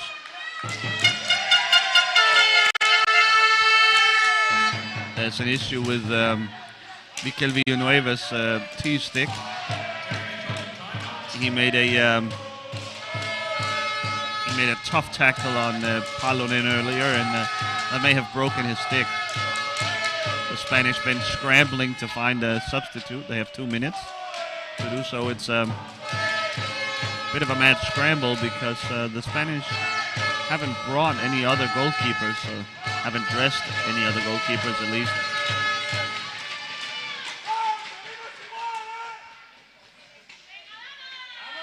Blue stick attached, and He's ready to get back in action.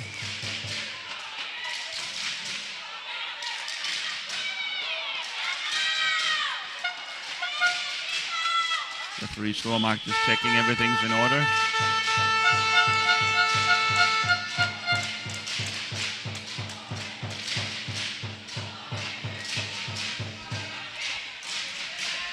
Metsa finds Palonen wide open. A shot, but saved by that new stick of Villanueva. That was a bit too easy. The Spanish defense gave up that open of a shot.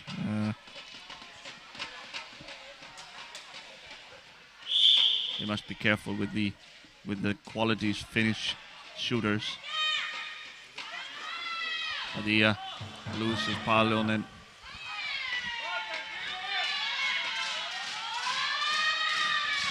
Padilla looking for Sanchez. Finds him off the board. Can he find a shot? No, Metikainen denies him. Sanchez. Backhand. Blocked by Isometsa. Sanchez though recovers.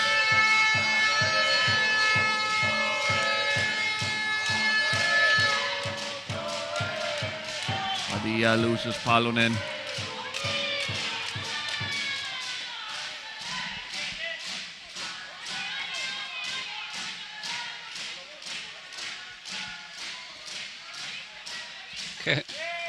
Almost. Padilla tried to trick Palonen here. Oh, Sanchez! So nice. From distance finds a crack in the Finnish defense. And now this thing is getting interesting.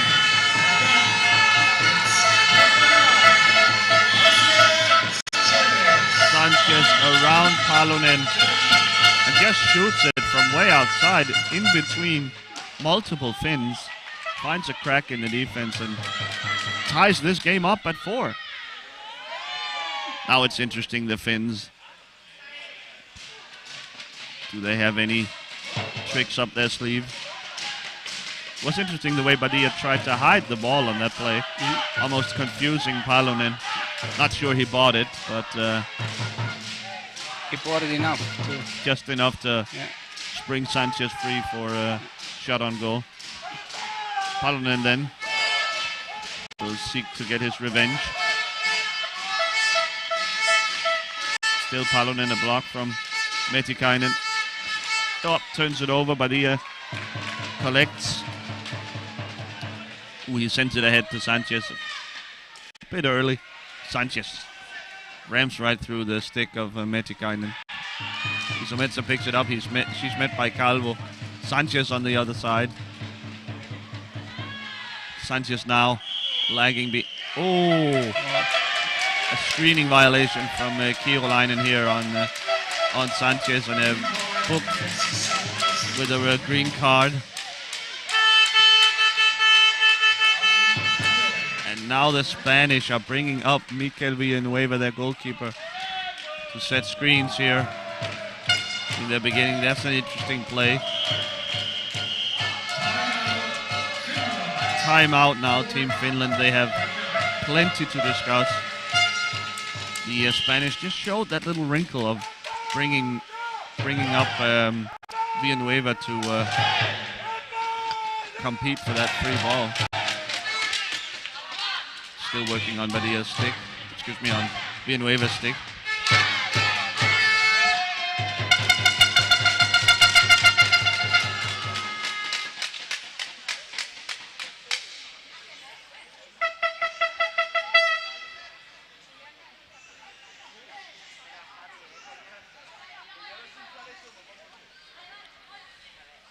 So the Finnish will have to come up with a new plan for opening this Spanish defense. They haven't had much in terms of goal-scoring chances these first 4.5 minutes of the second half.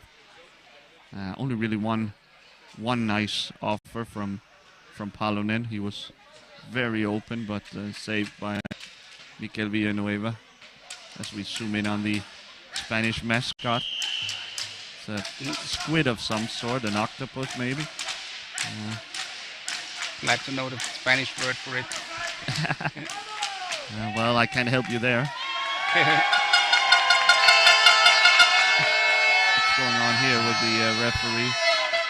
Maybe someone can leave it in the comments for us too, so we can check and learn some Spanish.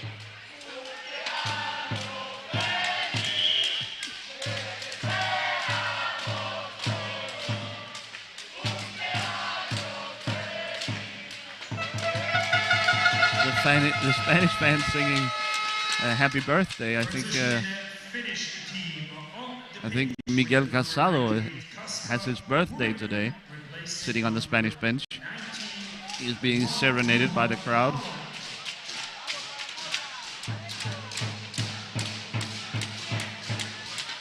Padilla ready to get us going.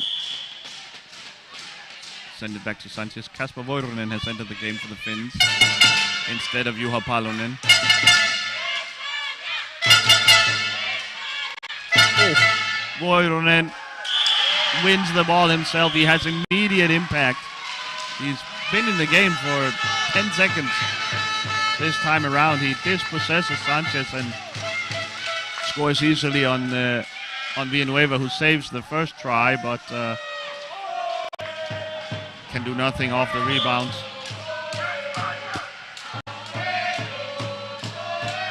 Almost too easy for Voironen there. Quality defense from the Finnish player. Padilla. Now Voironen again going back the other way. Sanchez. A lot of physicality. I really like Kasper. Kasper Voironen is really, it's a nice player. I've never seen him before, but certainly impressed me as well. Really strong on the ball. And great shot as well. Yeah, definitely. Yeah. Active defender, long reach. Always his stick is in there, getting in the mix. It'll be a Finnish ball here off the out of bounds play. So the Finns right back in the lead. It has been with a small Finnish advantage throughout the game. And the Spanish will have to climb another hill.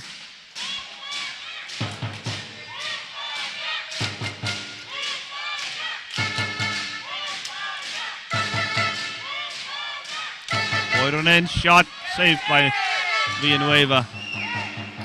Padilla, Voironen.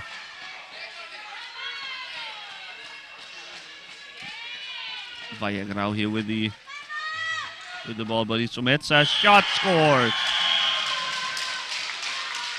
The Spanish defense a little bit out of balance, and Isometsa makes them pay from distance. That was a good timeout, definitely.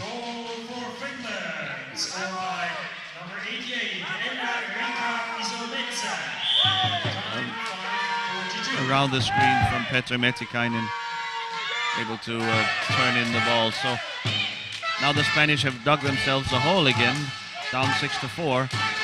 They'll have to see if they can climb out of it.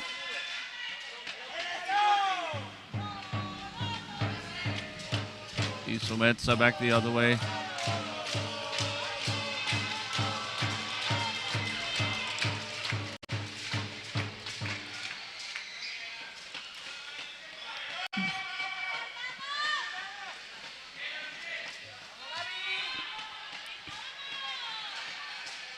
Isometsa is blocked by Valle. Here comes Padilla.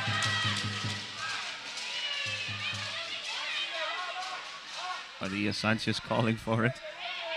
Can the two playmakers agree? Isometsa and Voironen in there. And they win the duel for the ball. Isometsa working on Sanchez. Sanchez with a little contact. Metikainen, the safety valve. Just down there to cover. Waiting for his playmaker to pick it up. Spanish must be aware at all times of the whereabouts of Voironen.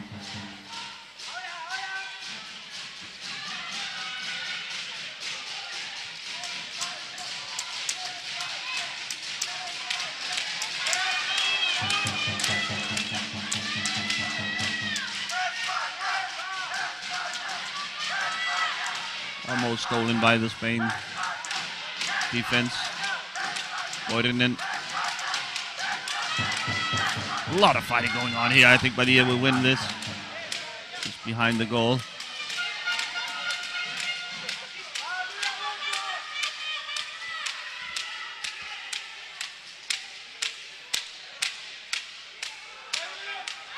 Badia tries to turn it in on Ahonen.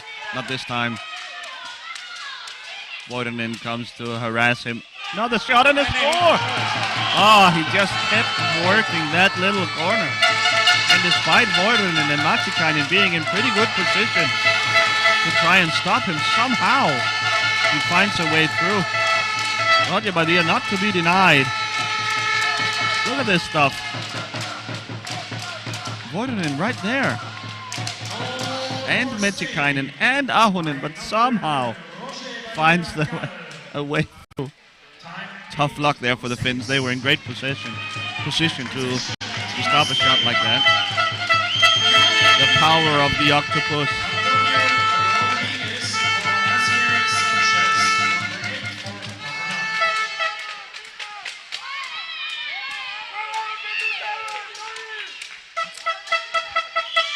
A 1-goal deficit now, 12 minutes to go. This is turning out to a very, very interesting, entertaining game.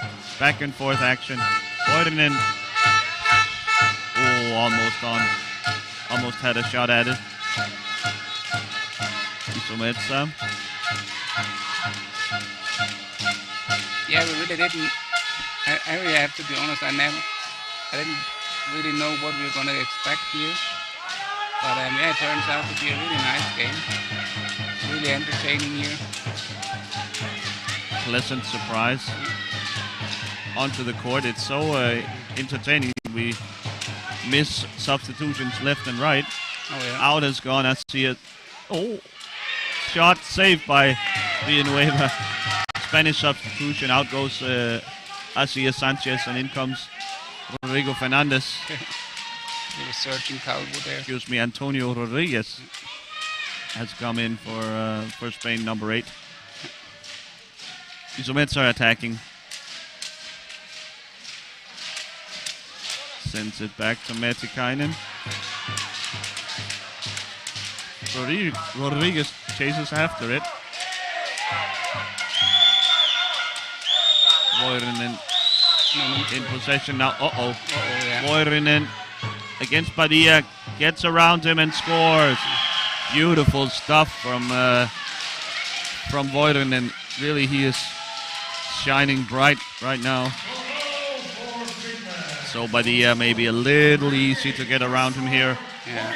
You would wish you get more reaches for the ball. Mistake, he probably should have stopped Voironen's progress instead. So tempting to reach for the ball there. It seems like it's loose for a split second, but Voironen pulls it back and scores easily. And there was also a bit of struggle that the Spanish forecheck for not really a good chance of the ball. And then 3 players were behind Voironen. Tony Rodriguez being caught way high up the court. So that left Badia in a tough spot. Trying to defend the Voironen one-on-one.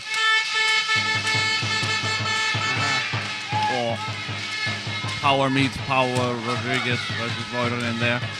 Badia picks it up. These are the shot but high. These are the mistakes that a young team, inexperienced team like Spain makes. Over pursuing a loose ball.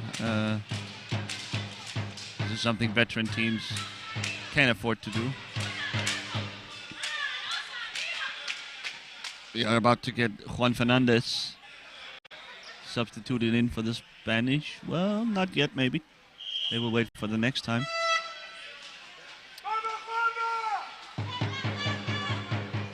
Never mind all of that.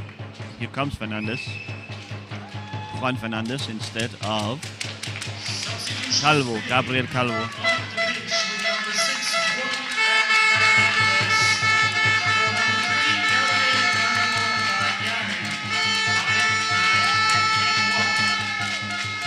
Calvo a good defender, but the Spanish preferring to get another handstick player on the pitch.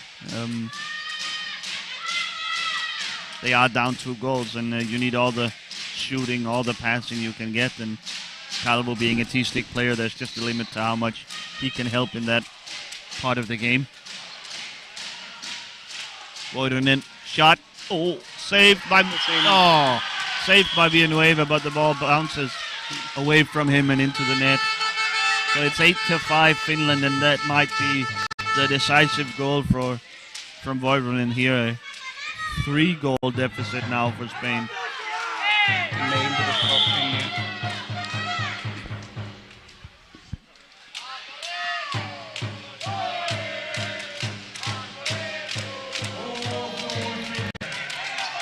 Here's Padilla. Be careful with him in the corners. Passes it. Tries to find Fernandez or Rodriguez, one of the two. Padilla harassed by both Isometsa and Voidonen. Rodriguez now with a chance. Voidonen defends well. The ball sent back to Padilla. Met by 2 Finns, and Tony Rodriguez just makes it back in time. Oh no. Oh man. Yeah, the Spanish are seem to be a little bit tired and unfocused. Falling apart here. Yeah, a little bit, yeah. Oh, what a pity.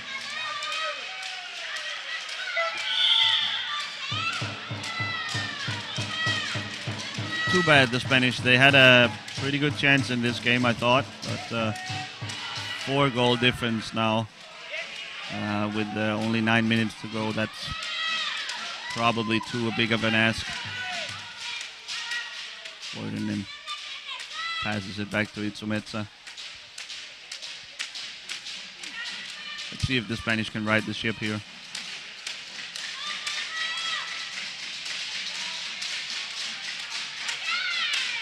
Padilla pressuring high up the court.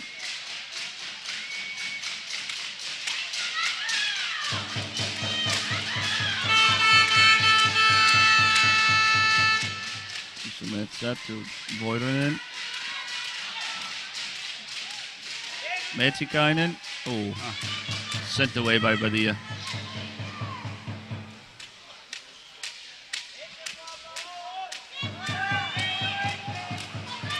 Voidonen.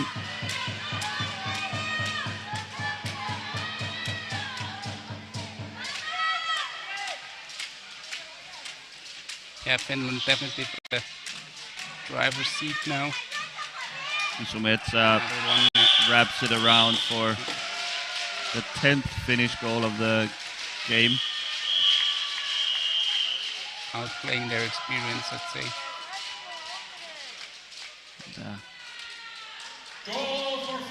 A Spanish timeout here, I think. A chance for the Spanish coach to settle down his troops. The game is out of hand now, but it's important to stay engaged, to not let this get completely out of hand. I think the score here is a bit misleading. I don't think the Finns were 5 goals better than the Spanish so far. Yeah, definitely no. In my eyes. Yeah. So if this were to go to 11 or 12 or 15 even, that would be a bit of a shame, as the Spanish really have put on a great show for us so far. They were tied at 4. Have lost the last 10 minutes or so by 6-1.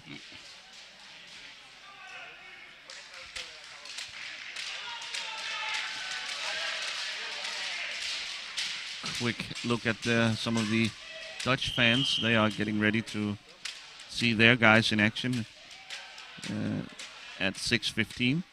They will face Team Canada.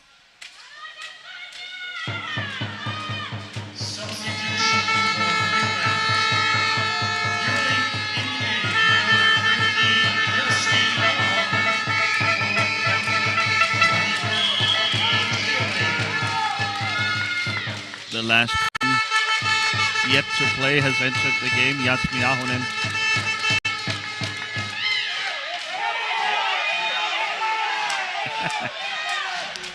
Screaming and shouting from the Spanish fans behind us.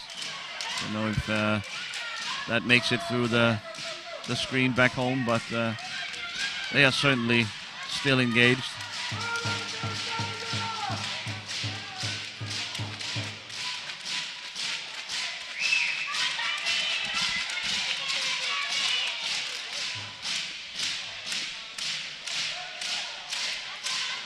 Itsumetsa to Voirinen. No, that, Oi. oh, he didn't saw Matikainen on the other side. Matikainen called for it, but Yeah, really.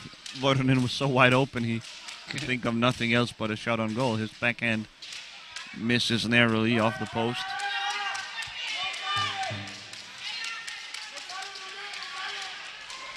Now, Voirinen again, Matikainen. Shot saved by Villanueva.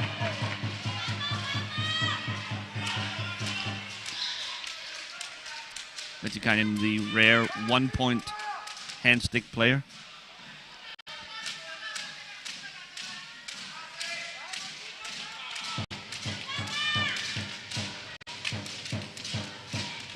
So that's around Hodivaye. He's caught very high up now.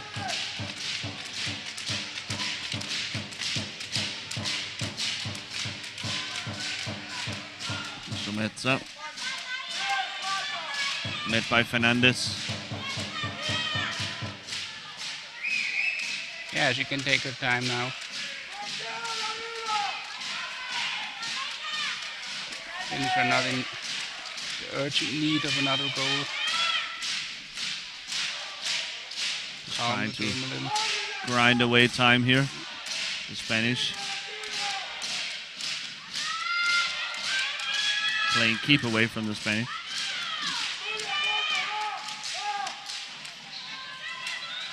Here's the attack, a block from Jasmi Ahonen, a shot from a narrow angle.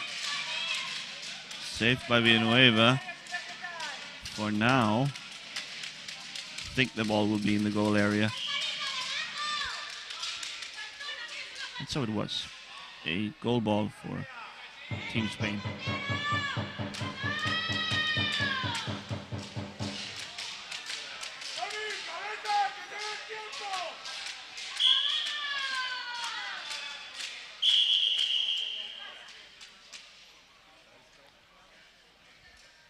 We get another stoppage here.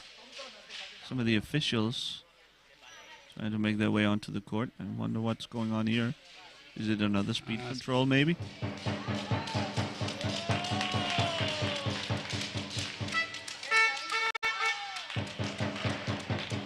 Yep, Itsumetsa has been selected for speed control. So we will wait for that. Check of player number 88, Enrico Zamitza.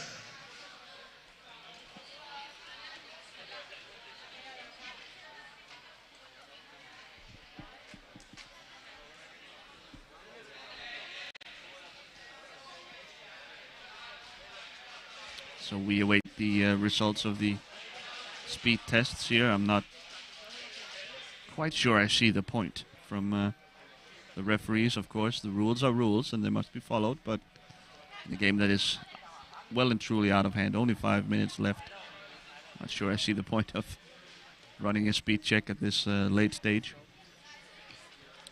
Maybe they want to bring in some drama here. Well, it would certainly help us out, and it would help out the Spanish if A bit conspiracy. Enrique is caught speeding. I really don't hope it's that point, but Probably not. if so,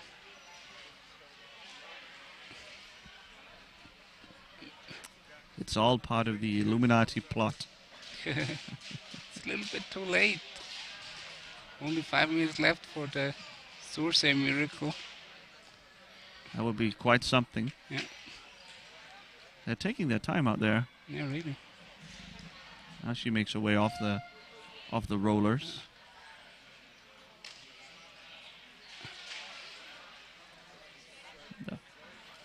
No. Oh, surely not. No. She will, No. will receive a red card here. No. Oh. The second player today we have seen caught speeding.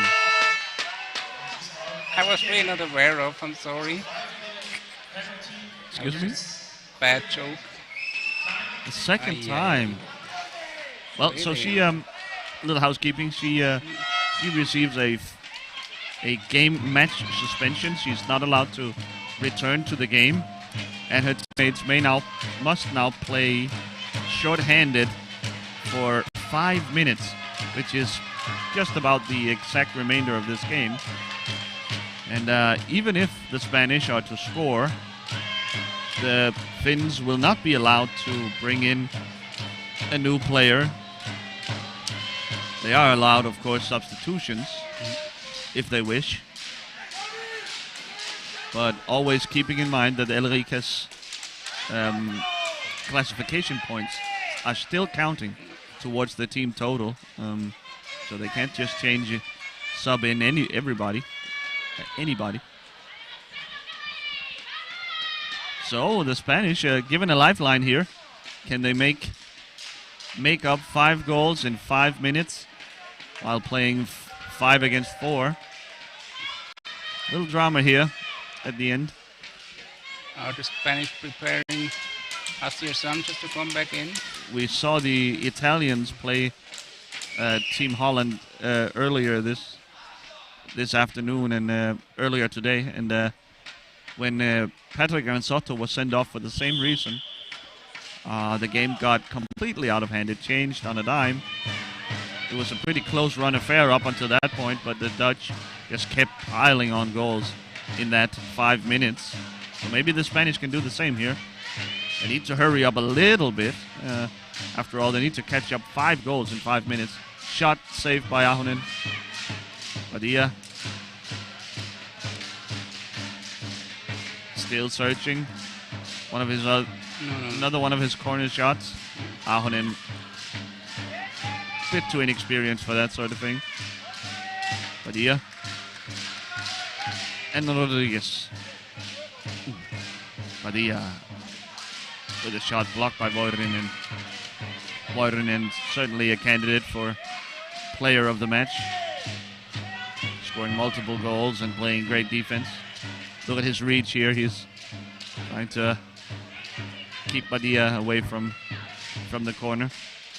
Asier Sanchez is ready for...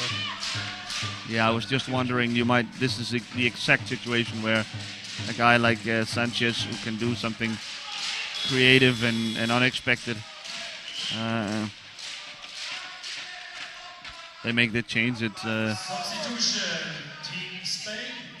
Tony Rodriguez, I think, will leave the field. He needs to hand over the captain's armband to a teammate, this case Juan Fernandez. In comes Asier Sanchez, the aforementioned Sanchez. He and Padilla will be the architects behind this potential comeback. There's only 4 minutes left now. They need to score really quick now, so... It's about but yeah, first... Voirinen wants to grind some time. Give the referees credit, though. They called for this strange speed test late in the game, and they were right. They were correct. Elrika was speeding, and now the Spanish given a lifeline. A shot blocked by multiple Ahonens. Sanchez. Oh, no goal. Metikainen.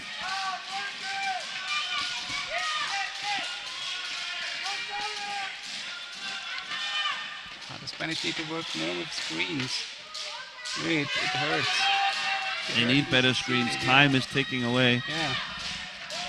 And especially in those situations when you can draw the defender off the goal crease, then you have to get someone behind him not to get him back in his position. Now there's a gap. Oh, shot saved by Ahonen. Ahonen is just too cool for this. Yep. veteran, one of the all-time greats at his position. Definitely.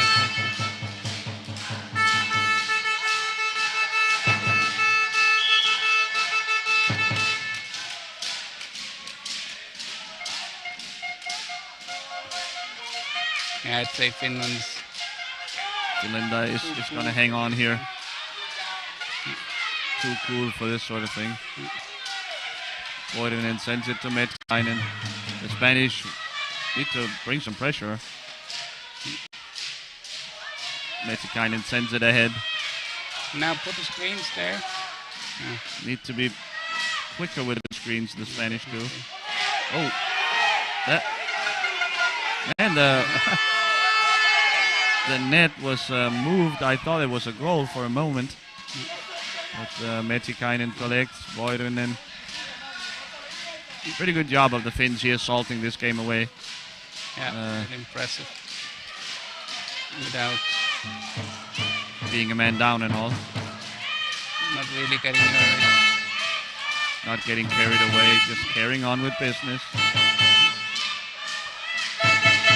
Yeah, Voivonen keeps getting out of the Spanish pressure.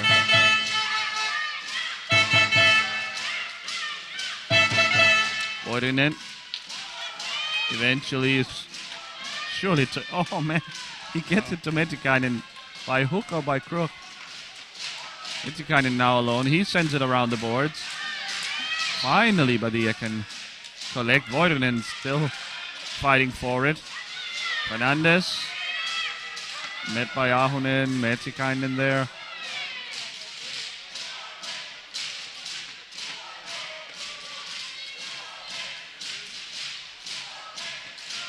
So only 40 seconds to go.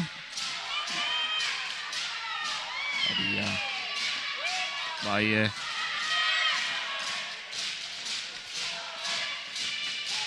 Once again, Badia's shot blocked by the Finnish defense. Picks up his own rebound though.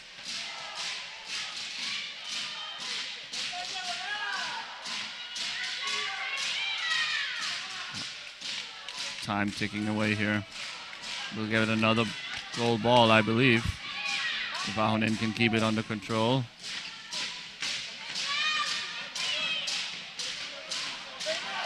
Well, Ahonen is really, wow. The veteran milking those last seconds from the clock. It's a 10-5 win for Finland. I think the game was closer than that. But maybe the Spanish, a little more experience, a little more cynicism in screening and defense would have been able to make this a game. But the game ends 10-5. This basically cements Finland's place in the semifinals. The Spanish will have to play for secondary positions. So, with the pictures here of the Spanish and Finn players congratulating each other on a well-fought game and celebrating with their fans. I think Jan and I will sign off for now. We will be back at 6:15 with Holland, Canada. Holland trying to lock down their Group A win, and Canada still looking for their first win of this tournament. So stay tuned for that. And for now, thanks for watching.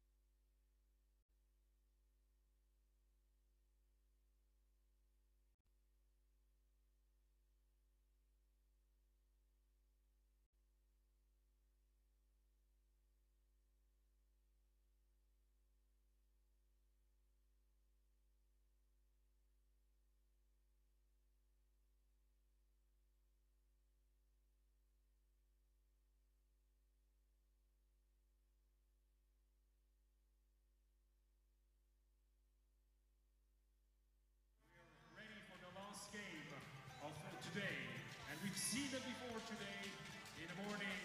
And please welcome again with the best fans here in the stadium. Please welcome the Netherlands.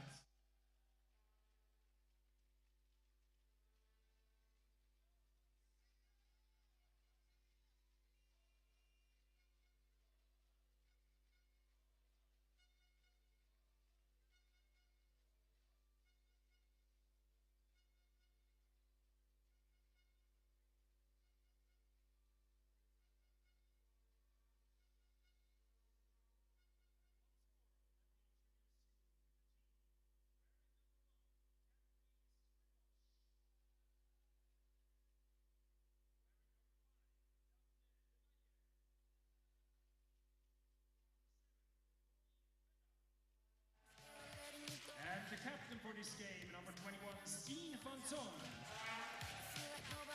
Number 78, Lucas Gel. Number 2, Ilse van Kemenade. Sorry. Number 7, with the number 9, Tim Hare. Number 11, Richard Guspa. Number 14, Dennis van der Bomen. Number 17, Jules van der Heyden. Please welcome the coach, Dick Kochius. Assistant coach, Ad Hagenaars. And team manager, Rob Hansen. And they flew from over the ocean. They're wearing the maple leaf. Please welcome Team Canada!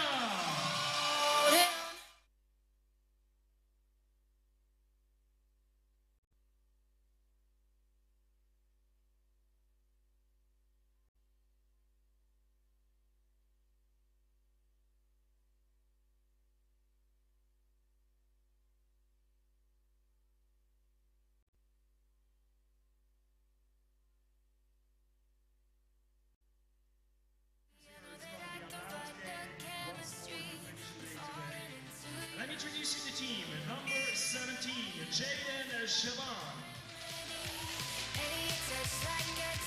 Number 19, Scott Haycock. Number 21, Ramin Ronak. Number 88, Johnson Wilson. Number 97, Nasib Ogo. Number 15, Ryan Bellamy. Number 87, Michael Martins. Number 16, Rachel Dean. Number 44, Alex McLean. And wearing the 29, it's Megan Hines. Team Canada is coached by Seamus Britton. Rustam Itekov, assistant coach, and Emmett Britton, the team manager.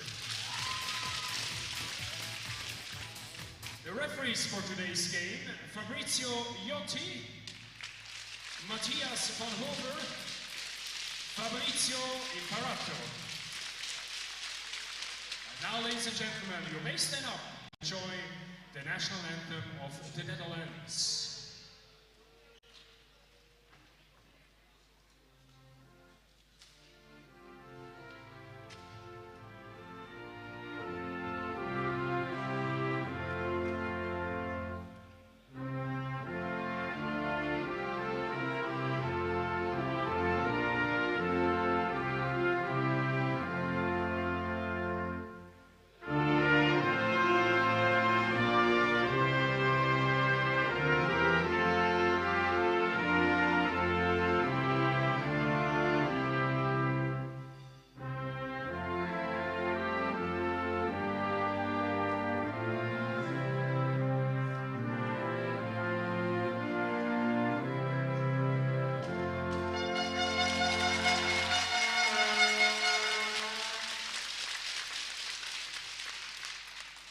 Please also enjoy the national anthem of Canada.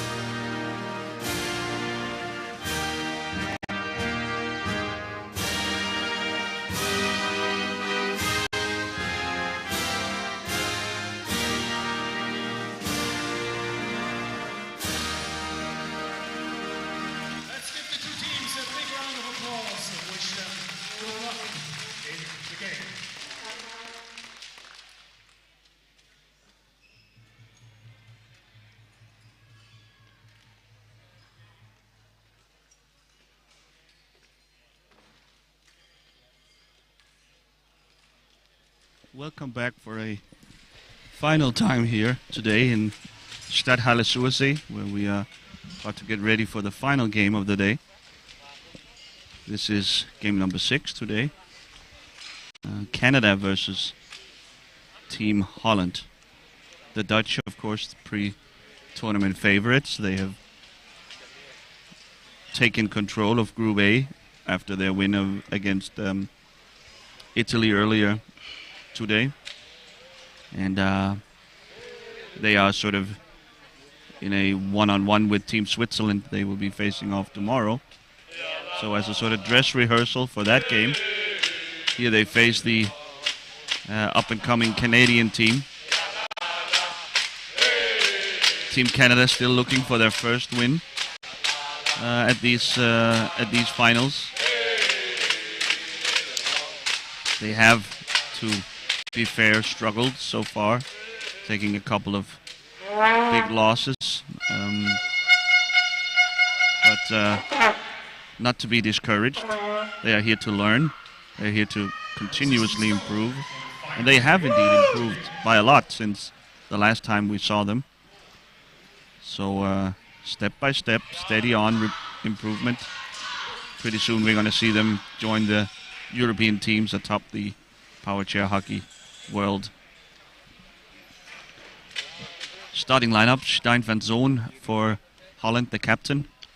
The Dutch have rotated the captain's band. We've seen Dennis van der Bomen wear it. We've seen Katja Strijbosch.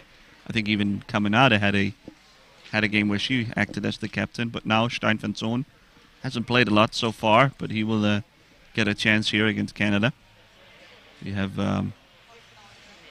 Daphne de Meyer, the T-stick player for Holland, along with Rudi Vella and Lucas Schell, alongside, of course, mainstay goalkeeper Katja Strijbosch. Facing off the other side, Team Canada, it's goalkeeper and captain Scott Haycock. It's Ramin Ronak. It is Nasib Ogo. It is Jaden Shaban and Johnson Wilson, the final handstick player for Team Canada. Alongside me, as always, is Jan Uniger, former Swiss international. Hey, Jan, what are your expectations for this game?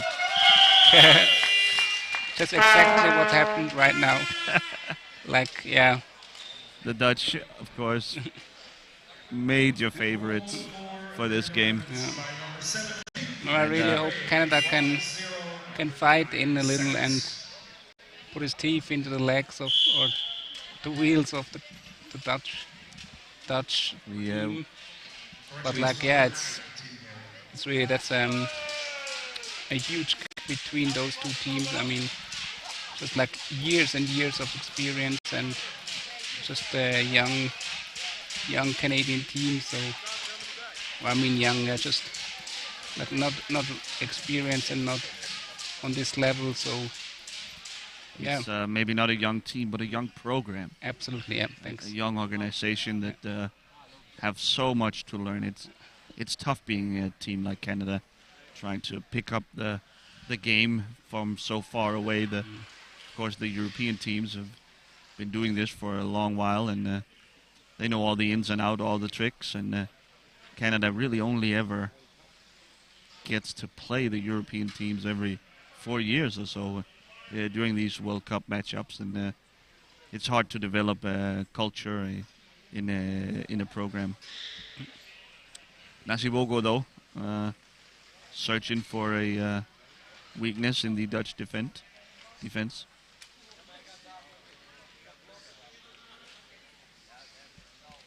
Maybe picks up a screen here from Ronak. Ogo. Still turned away by Schell.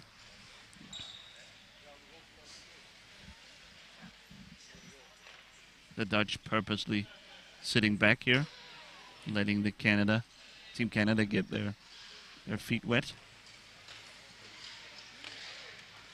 Schell, though, pounces alongside de Meyer. They win the ball, and it's Rudi Vella taking over the And I think the Dutch have had the ball for a combined something like 15 or 20 seconds, and they're already scored 2 goals. Doesn't take a lot when you have great creativity from Fella and a hard, precise shot from Lucas Schell. Fella just gave Shell the time to make the drive behind the net, and then just waiting at the far post. Ronek gets a go here. With his special one stick of the handling there. Of course, dealing with his disease, the spasms, muscle spasms. Yes. And it gives him a rather unique style of play. Always love watching Ramin Ronak. He's fighting so hard, always in there. And Schell picks up his second.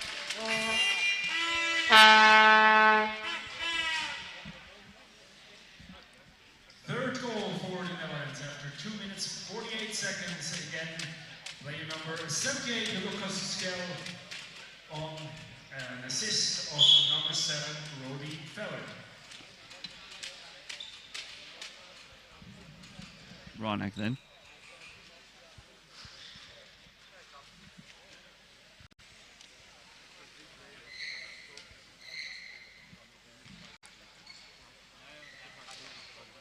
He tries to fire a shot as he crosses midcourt. It's blocked by Lucas Schell, and he collects it himself. Here's Fella. Fella around the net. Yeah, referee ball here. Maybe the ball gets stuck, or Wilson dropped his stick. Not for the first time in this tournament. It has to be said. He's playing fast and loose with the stick. It's a referee ball, so the 2 players will have to fight for it. One in Canada by Ogo in front of Fella, and Ronak. Arms and legs akimbo will collect in the corner. Here's Ogo.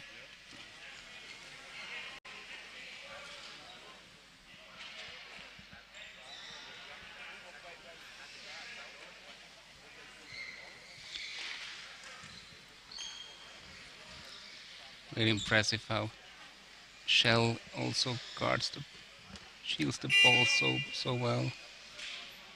It's a testament to the depth of the Dutch that Lucas Schell has barely played so far this tournament. There's simply so much hand-stick talent on the Dutch roster that it can be hard even for a quality player like Lucas Schell to grab some playing time. He's going to get plenty here, I imagine. But of course, he would prefer to be in there when they play the big dogs, when they play Swiss, the Italians. But he'll have to work harder and practice. Yeah, let's see tomorrow if he gets a chance. Tomorrow, the Dutch are going up against Team Switzerland in what honestly might be a preview of the final, the gold medal game. The Swiss and Dutch have seemed very strong. Save here by Haycock on the shot from Fella. And I wonder what the Dutch have in store for us tomorrow against the Swiss. We know the Swiss pretty well, but the Dutch, I think they might be caged. Might try to hide, keep some secrets for when they face the Swiss later on in the tournament.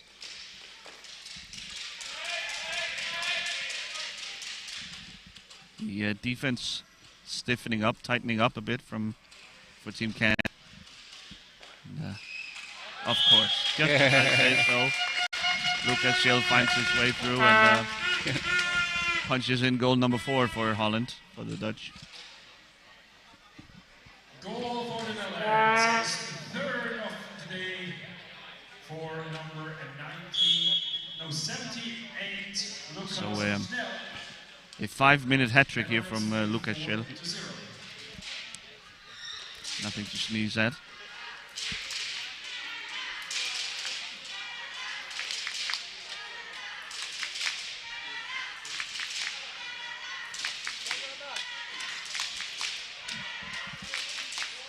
Villa and Schill now alone with Haycock. Yeah, there was no chance of stopping that. Once the Dutch were allowed passage from behind the net there, it was a jailbreak. The next goal for the Netherlands, making it 5-0. Again, it was player number 78, Lucas Nel, with his fourth goal of the day.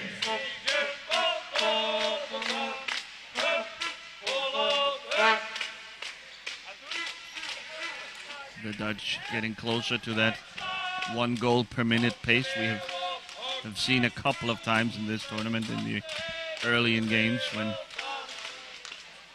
where the dominant team just keeps piling on. Usually it slows down a bit towards the end, but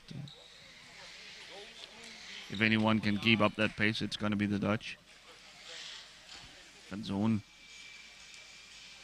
to Villa. And some sort of screening violation, I think, called against the Dutch. We get our first substitution. In comes Megan Hines.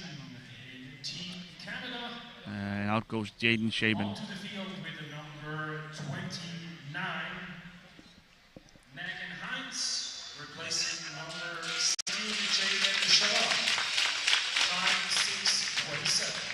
5-6-27. So, Megan Hines subs in.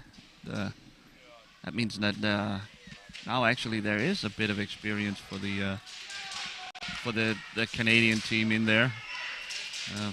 4 of the 5 players also took part in the 2018 World Cup down in Italy. 6 minutes and 39 seconds, scored by number 7, Robbie Feller. Great show of his skills. Really, He's, really incredible skill play. Ooh, Ronak there, almost. you saw him tip over Yeah. yesterday, or was it the day before? But this time keeps all 6 wheels to the ground. Wow.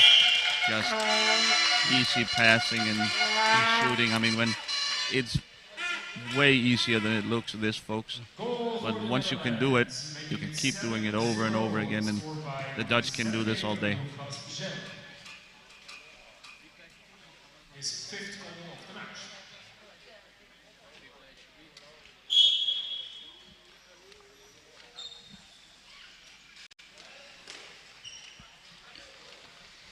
So the atmosphere in the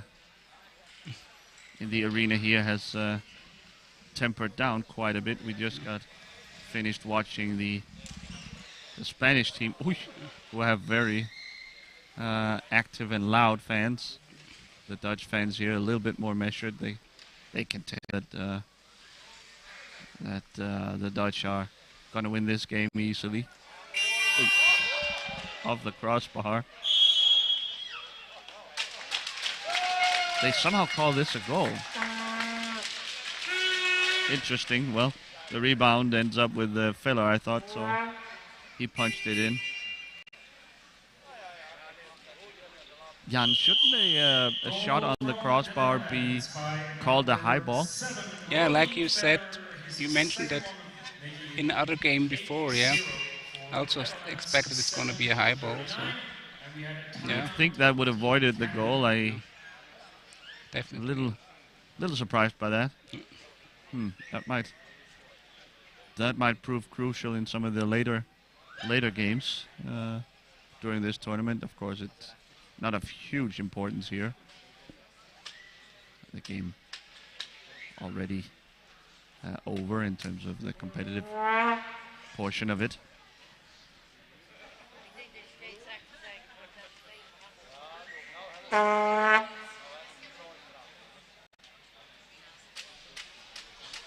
Maybe the fans in the arena also struggling with the heat. Yeah. Jan and I certainly.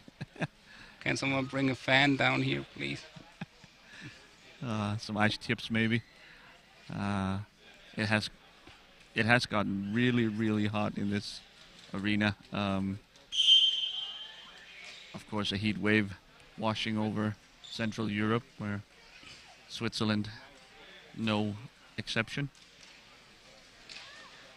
And it might, besides tiring out the players and sending sweat into their eyes, it actually has a pretty severe consequence in this game, where the power chairs have a built-in heat fuse that will switch off the chair if it gets too hot. We saw last night the very active Danish T-stick defender Christopher Hansen multiple times had to restart his chair, had to leave the court to cool down the chair.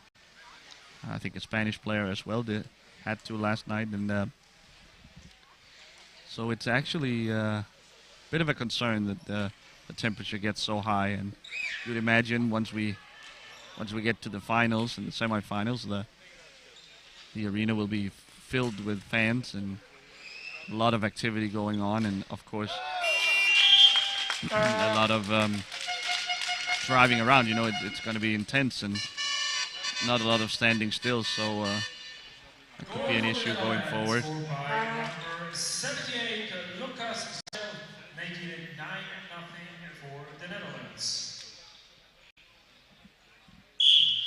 Yeah, I know from experience, you could put 10 ventilators on your wheelchair and it still would happen, because the engines can still get so warm. So yeah, not a lot to do about that. Huge risk to run that all of a sudden at the worst possible time your chair gives out.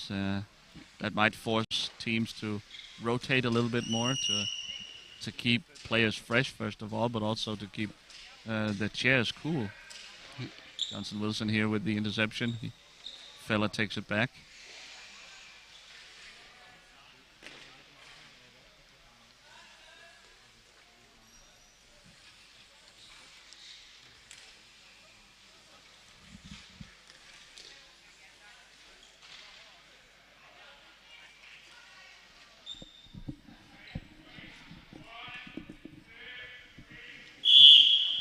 Canadian goal ball here.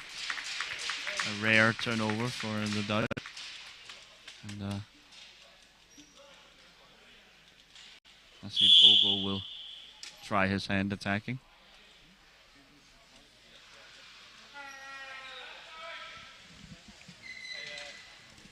A shot. Oh!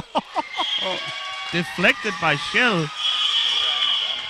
This a high ball, surely. That's incredible. The shot from Ogo bounced off of Shell's stick and right in a beautiful, perfect arc into the goal. Way high, of course, the ball here. It was probably 2 meters into the air, but almost been nice. Able to pick up a goal here from Ogo with a little bit of a speculative shot from way down his own end of the court.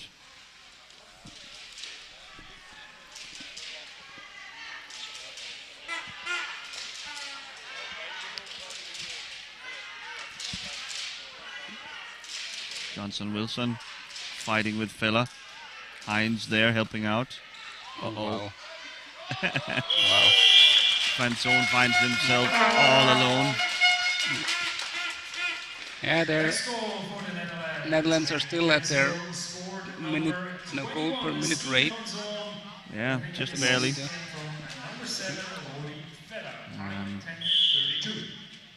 I mean, if the takeaway here tactically for the Canadians, once you decide on committing the entire team to keeping the Dutch behind the net, it's a decent strategy, yes, to force a turnover, but if you somehow allow the ball to squirt through, that means you're in deep trouble. I have to be better at shutting down your opponent when you have them dead to rights there behind the goal.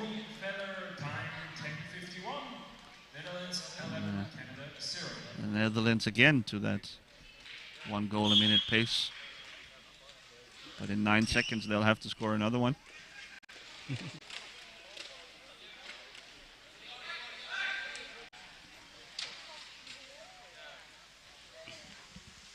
Oh, Lucas Shell's number plate will soon fall off, I guess. It's hanging by a thread, it's true. Bit of a bummer for Shell. He will need to probably be substituted to fix it. Maybe they can tape it to his backrest there.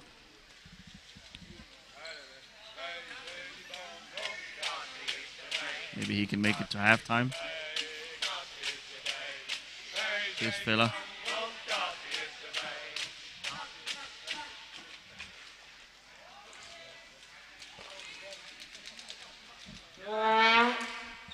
Blocked by Ogo. The shot from Villa.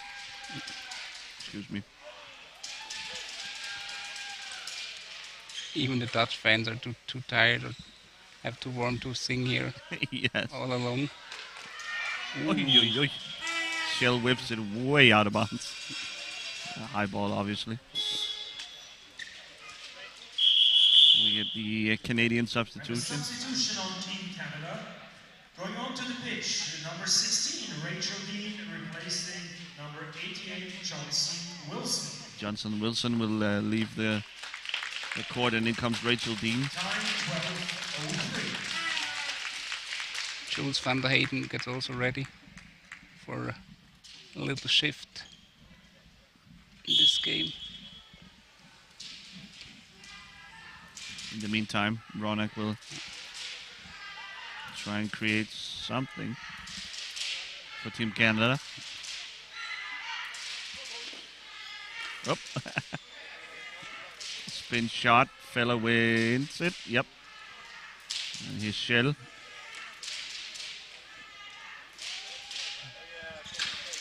Van Zoon back to Shell with his crooked number plate.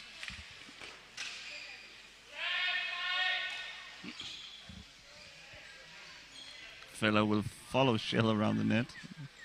Curious action.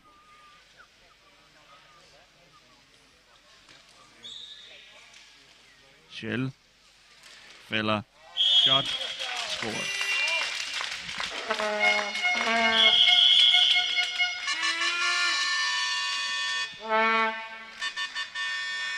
Here comes Van der Heyden, the substitution you mentioned, Jan, in for Fella.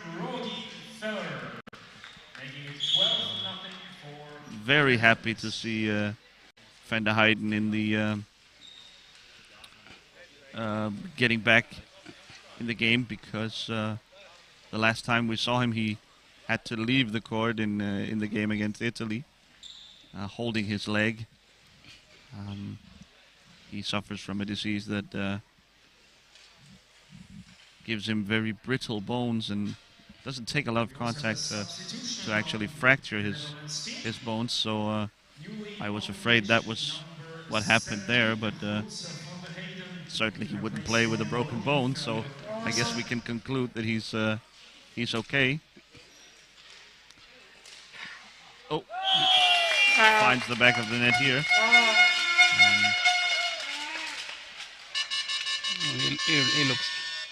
He looks really okay. He looks all right, yeah. Or not? Ah, no. Okay, it's a technical issue.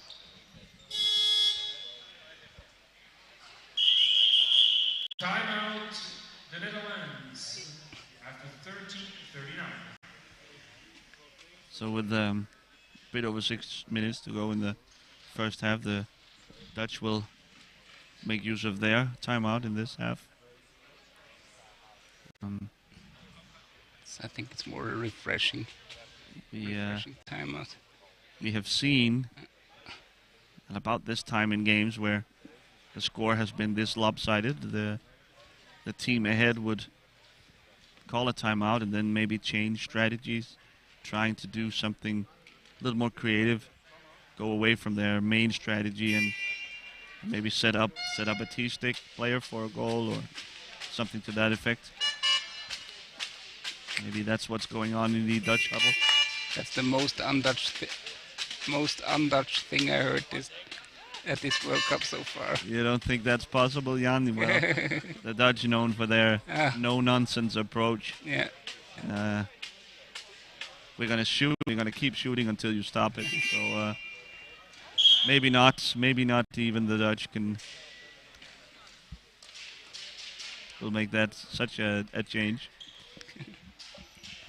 Canada will get us started.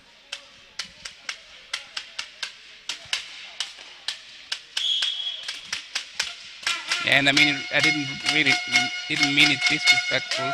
It's just that the Dutch are not really are really a team that is strong on their hand stick. So actually, you don't see a lot of T-stick action or like, yeah, their T-sticks, they don't need to be around the ball because they always have at least two strong, skilled players around the ball. So yeah, the primary job of the T-stick in Holland is definitely not to be around the balls, but to just create space and with screens and open shooting and passing lanes. As well as defense, of course. The T-stick players are key. They are almost as good as the hand stick players on defense. The ball's stuck underneath. I think Rachel Dean. The Mexican wave going here in the arena. The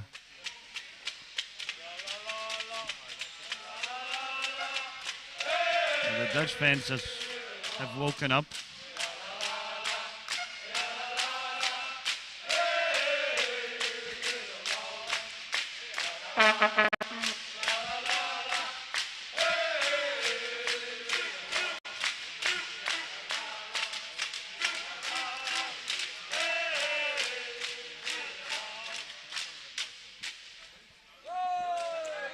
Did it for the camera. The Dutch fans in these are known for how well they travel. They always show up and all over the globe whenever Dutch athletes are involved, be it bike racing, football, Formula One, of course. They're always dominating wherever they are, And you can having a party. and you can always easily pick them out because they're so orange. So They are very disciplined. Every single fan wearing orange. absolutely, The oranje. that's really impressive. Yeah. It can be like a completely orange wall sometimes, even on away games. Yeah, I just remember the football European Championship in Switzerland, where you had a ocean of orange sometimes. And hiding. Again there.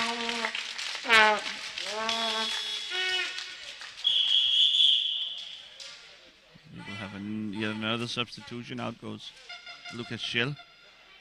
And then comes the Bowman, Van der Heiden's teammate in GP Bulls. 17 goals van der Heyden, making it 15-0 for the Netherlands after 16-14. And new on the pitch for the Netherlands with the number Earlier this tournament we saw Denmark beating Australia 32-0. The Dutch is on pace to beat that record. See if they keep up the pace or if they let up slightly. Yeah, I hope they slow down a bit. But yeah, I mean, all the power chair hockey players watching this stream, I think most of us remember our beginnings, so yeah, we all started with those results. I mean, yeah, You have to learn. You have to experiences, and yeah, losses are a big thing of the experience in the beginning. Nice. Gives you some hair on your chest, and it's almost a rite of passage for a young program such as the Canadian one, such as your Swiss one, Jan, when you got started, that you always start out being beat by Holland. Yeah. The Netherlands will just show no mercy, and they are always so excellent teams that they really you really have no chance of really even competing with them when you're getting started. Absolutely. So much to learn. Yeah, my first international appearance was against Holland, and we lost 22-1. So yeah. That might even be considered a pretty good result, scoring wise at least. Yeah, at least. I remember the goal by Roman Scherer, ex-player from Bern, really from the middle line, just trying his luck. He tried it a few times. Much like Olgo did here. Yeah, absolutely. And he was the only guy in our team that had a sports chair. Okay, you were all playing your everyday chair? Yeah. Yep. And the rest. Yeah, and he really had this nice black turbo twist, the first or second version of it. Yeah. And it was really, yeah, that was quite something back then.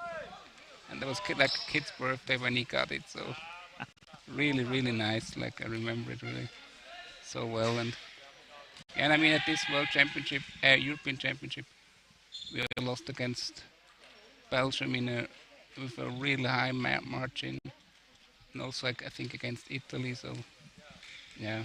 Yeah, those first years are tough on the psyche, but if you can hang on through them, it only gets better.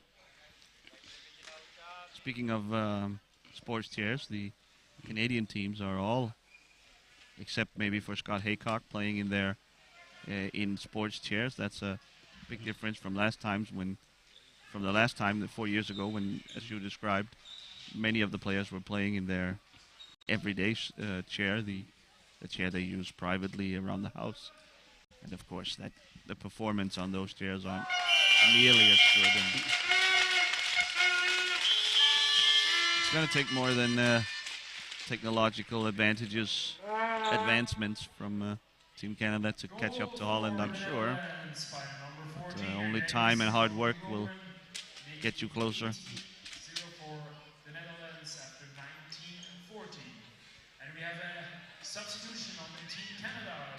What's your recommendation, Jan, for a young, struggling program like the Canadian? Yeah, it's tough to say or hard to say. I don't know. Like I mean, when I compare Switzerland, we started to get going by visiting a lot of tournaments and playing a lot of games against also mostly better teams. And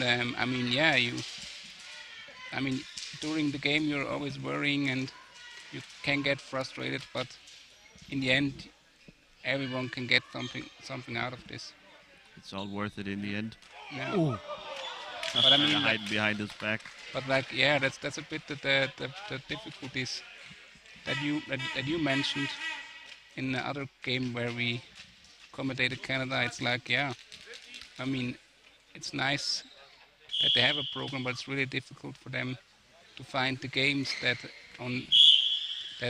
are like where they can compete against teams that are better, but like not like better, not like that much better than Holland, but maybe on their level a bit.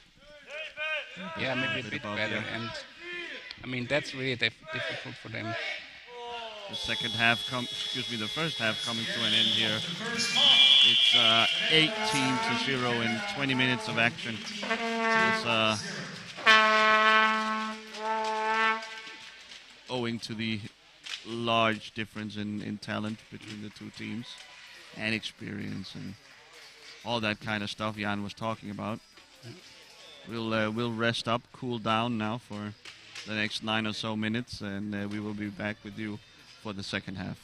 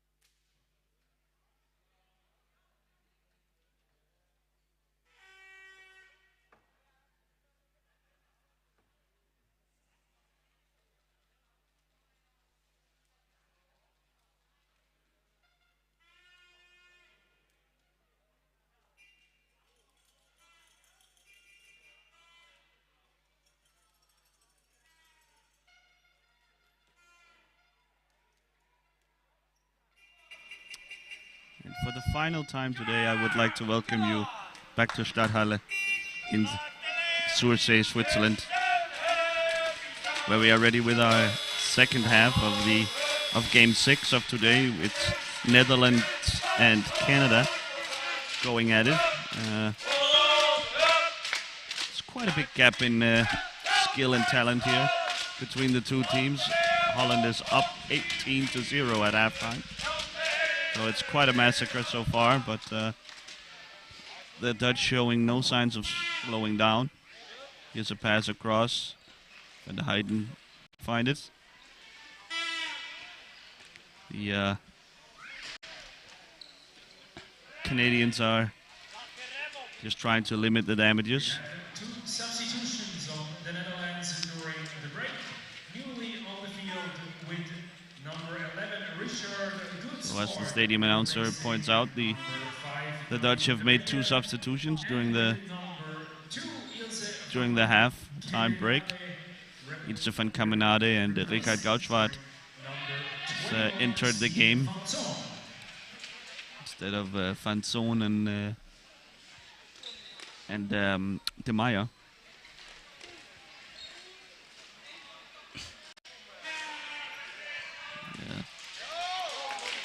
Wow. What a slash. Absolute reckless abandon. Ronek. Oh no. Somehow the ball snuck in. Was it a tasty goal? I'm not quite sure. Was that Richard? I guess so, like from his reaction. Let's see. 2 points, says the fans behind us. That might be Richard. I think referee Matthias Verhoeven will figure it out with the timekeeper's table. Now we can see. By number 11, so goal for 2 points, which makes the noise for Richard. And now, as if things couldn't get any worse for the Canadians, they give up a T-stick goal. Looked a little weird. I didn't quite see what happened, but somehow Goudswaard, number 11, was able to poke it through. In power chair hockey, a T-stick goal is rewarded with 2 points. So the lead up to 20 now.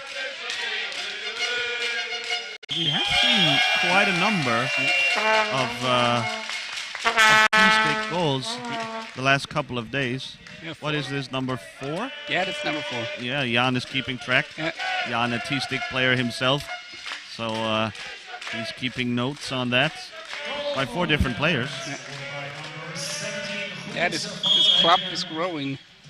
The World Cup T-stick goal club started out by having no members before the tournament, and Sara Granada opened up this, I guess, founded the club yesterday for Spain against Australia. And then she was joined by Kieran Watts of Australia today, and Goudswaard here as well. And who am I missing? Dave Inhilder. It was Dave Inhilder, of course, for your teammate through many years of international Swiss play. And we have a honorable mention. That's Roman Hill from Germany. I really like the German approach, that they really tried everything to make him succeed. The Germans were unlucky in the end, but the Germans were blowing out Australia, much like the Dutch are doing here to the Team Canada. But they just switched up their entire approach. All they wanted to do through the entire game was to set up Roman Hill to get a T-stick goal, and he had 5 or 6 great looks at it, couldn't convert, and so ultimately it ended up being the Australians setting their guy up, Kieran Watts, their captain, and he ended up scoring a T-stick goal despite the Germans spending the entire game trying to get one on their own. Shot from very far down court. I think it was maybe a pass to Van der Heijden. Ogle picks it up. Ronak just missed it. by some centimeters. He had a He had a chance on, I think. There was no Dutch defender between. Ronak now leading the pressure here from Canada. Maybe that's seems to be a strategic change. Maybe a little more activity from Team Canada. He switches with Ogo now. And remember, for Canada, this is all about improving as a team, as a program. They obviously did not ever hope to beat the Dutch. They know they are completely outclassed. But they're going to have a placement game later. Probably the 9-10 match. In all likelihood against Australia. Though nothing's for certain yet, but it'll be a rematch of the same game 4 years ago in Italy, where the Canadians did come out on top despite having taken larger losses than Australia throughout the tournament. But once we got to the game, the Canadians seemed more ready, playing more positively, more active on defense, better offense generally as well. So they are trying to repeat that win over their sort of mini rivalry with Australia. Like the two non-Europeans battling each other. Yeah. And I remember this game was quite entertaining back then. I definitely had a great time. I was doing the live commentary as well for that game, and it was really interesting to see a clash of style and to see the teams when they got a little space, a little air, a little space to play. It was quite interesting to see what they were really all about. I wish we would see more of that. That the tournament structure would lead to more such games. It's a pass from Bowman to Caminada, who turns it in with the backhand. I don't know if this is normal on every team. Jan, maybe you can help me out here, but I know the Danes have a prize every time a new player scores with the backhand. They must buy a round of beers for the team. Caminada has been with the Dutch for many years, so this is certainly not her first backhand goal, but it's a little extra something when you score by the backhand. Generally, most players' strongest shot is with the forehand. That explains a lot about the Danes. Here's a penalty for Team Holland. Van der Bowman with the biggest chance in the game to make it 23-0. Scott Haycock will try and stop him. And he can't. Bowman, clinical finish from Van der Bowman to make it 23-0. And I have to add, just about what you said, that they have to buy a 6-pack of beer, you said, or what? Yeah. Yeah, any debut backhand goal requires a round of beer for the team. I don't know, I mean, like, if the Swiss coach, our assistant coach Rafael Mattis is listening, and if he does, like, I can assure you, he would not appreciate when we would celebrate backhand goals with alcohol or like with beer. So maybe we have to think of something else.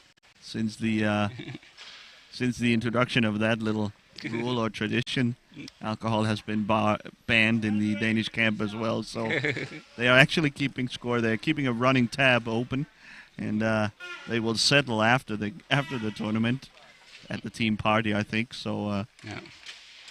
I think Katrine Jensen, for example, has already a long list of that kind of debt, I guess. Okay. Scoring both her first goal and her first backhand goal in the game against Australia earlier in the tournament. Well, enough about drunk Danes. back to the game. Dennis van der Bomen making it 24-0. And really they are just, I guess maybe they're shooting for the record of this tournament. Denmark beat Australia 32-0. So that might be what the Dutch are going for. Blocking violation gives the Canadians a free ball here. They can shoot directly if they wish. My guess is they do wish. I think that's the longest time that the Canadians are in the Dutch defensive zone. Offensive zone, yes. They're in their offensive zone, yeah. Oh no. Some sort of violation. I think the ball didn't even touch Alex McLean, and you can't play the ball without a teammate touching it. You can shoot it directly, but you cannot you cannot tip it off and then just regain it. That's not possible.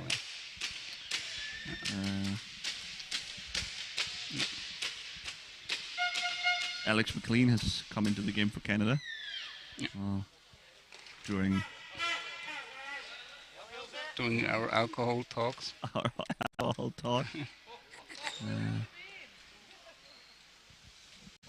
Out went Rachel Dean.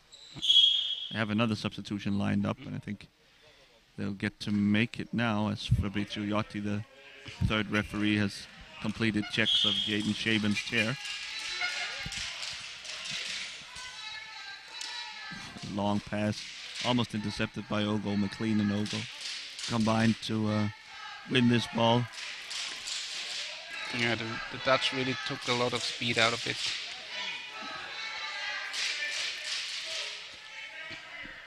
So it's 2-on-1 in the corner. Ronak sends it out. Van der Heijden back to collect.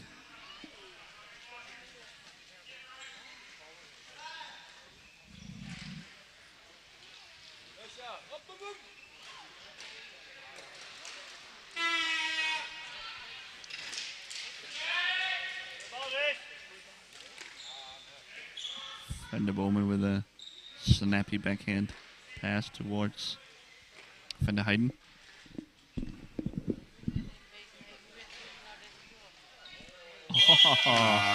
Bad luck there. A shot that was off target, but turned in by Ogo himself. By number 14, Dennis van der Bomen. 7:58. We'll call that a Van der Bomen goal. Substitution on Team Canada with number 17 returning. Fair Ogo of the own goal. Jaden Shaban. I'm guessing could be French. Shaban. I'm going with Shaban. Enters the game.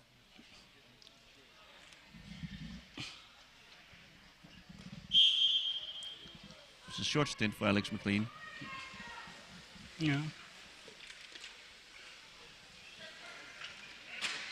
Who were also with the team in 2018 when we last saw the Canadians.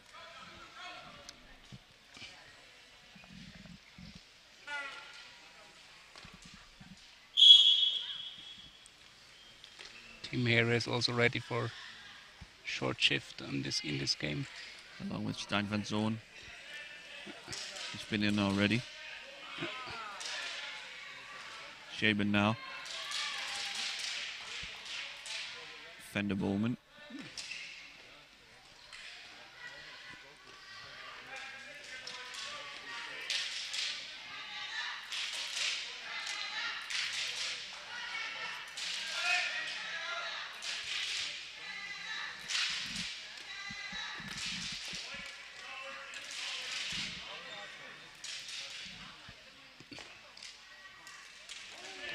Blocked by Rona. Wow. He can get a counterattack going here by himself. He has Ogo on top, up top if he wants him. He tries to connect. Sort of blocking violation here. It was a nice try here from the two Canadian handstick players trying to link up for a shot on goal. So in comes Stein van Zoon and Tim Here in for Van der Bomen and Van der Heijden.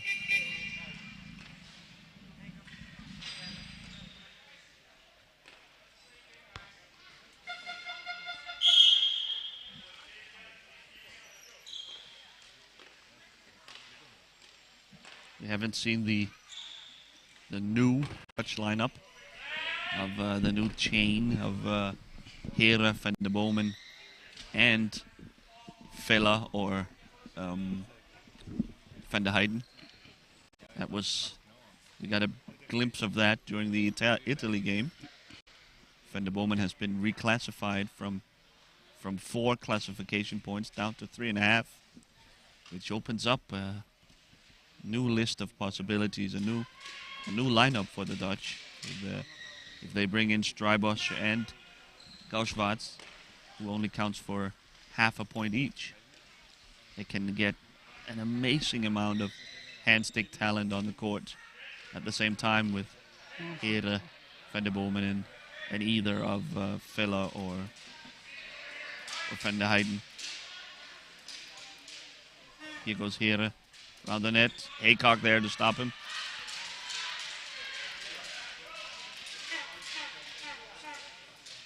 Van Zoon leaves it for Here. A ton of contact here. Play on, says the referee, giving the advantage to the Dutch.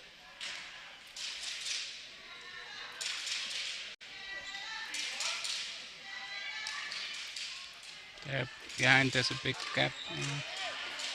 Won't go back the other way. He just sends it deep into the Dutch defensive zone.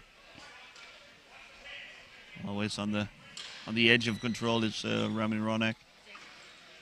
Whoop. Oof. More contact here between Ronak and a Dutchman. Ronak even tried to catch his ball with his own foot. Glad nothing happened. Backhand shot by Ogo, but no Canadians there to follow up. And Tim Here was ready. Absolutely. Now. Took him too long. Oh wow. A spinning shot around the back. Nice pass. Oy. Oh. He failed. Just miss-hit that. Did Ogo. Nice sign of life here from Canada. Trying to get on the scoreboard.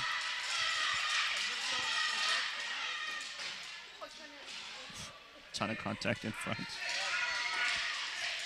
Clear that the renewed confidence from the Canadians after getting a couple of shots on goal.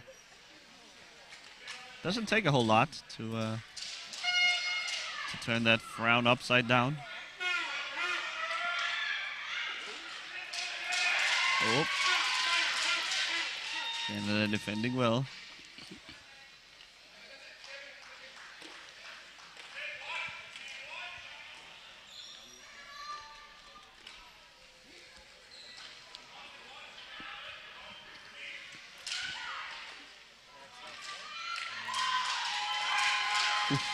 Just wide. Open streak by Wilson.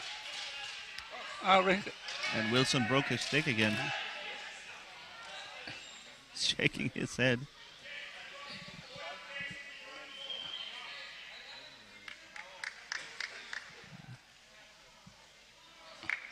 I think he'd be better off getting rid of it, but you can't throw your equipment. Now he does, though. Okay, so the Dutch take a timeout, and then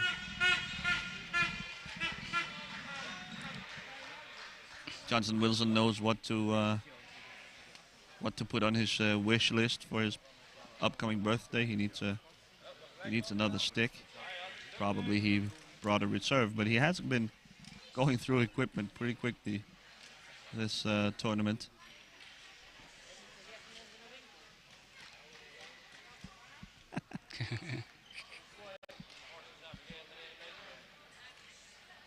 There we go.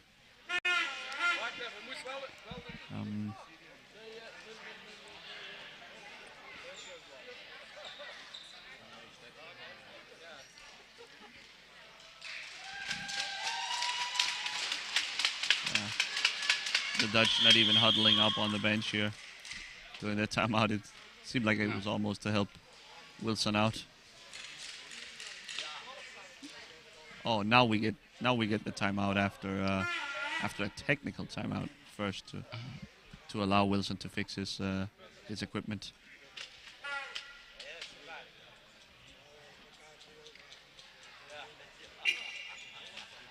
So 7 minutes to go. The Dutch need to will have to return to their 1 goal a minute pace in order to beat the Danes' record of 32-0 that they got in the opening game against Australia.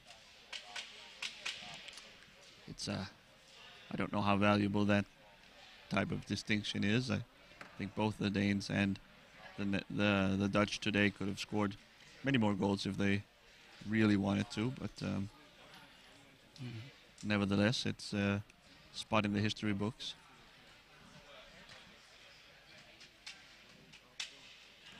Would it be Guinness World Records? I'm not sure. Not sure that even Guinness keeps tabs on PCA results. I know I heard about the result, like 43-1 or something. But I don't remember where it was. But yeah, and it was not on the international display. But like, I think that's the highest that I ever heard. My highest loss was 25-5. Okay. Ah, no, it was 22-1 because that's 21 goals. Yeah, the gap was even bigger. Yeah. Fella has entered the game instead of Caminada. No, he missed it. Oh, Bronak missed it again. Come on. Back to Wilson. New stick and all. Fella shot. Kept out by Ogo. And sent high. High ball. Yeah. That's 4.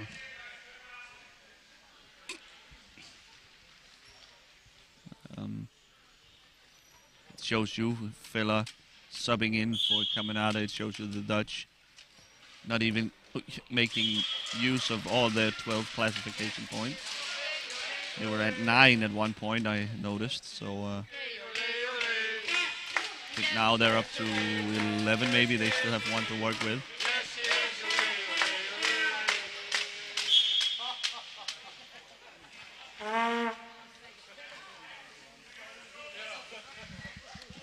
Shot from Ronak, just wide. I think the far post was open, no? I think it would have taken a little bit more to beat Patrick Freibosch, yeah. Ere.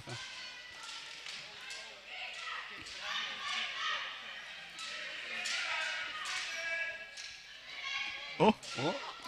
Somehow over the net. Johnson Wilson That's not gives it a whack, shakes his head, he knew that was high. Own stick, I guess. Yeah, it might not be his own stick, so kept out by Haykar.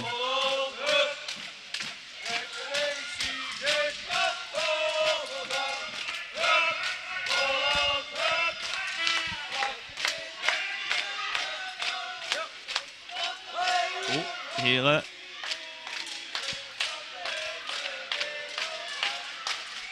Out to Van Schoen.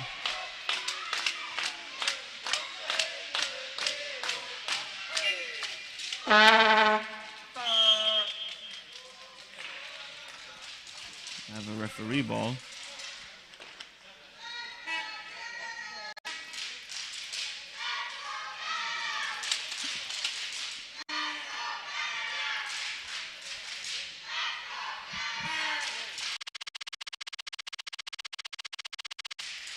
Fela wins it with the backhand.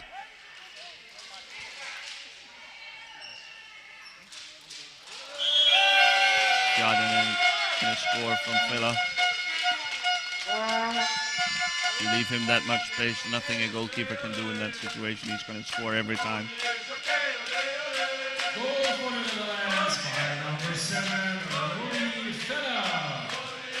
Making 26-0 for the Netherlands.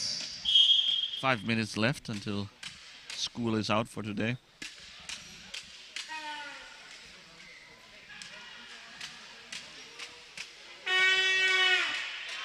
Oh, Ronek gets by multiple Dutch defenders, but ultimately Vela in here takes it away from him. Ooh. Oi. Wow, what a pass from here.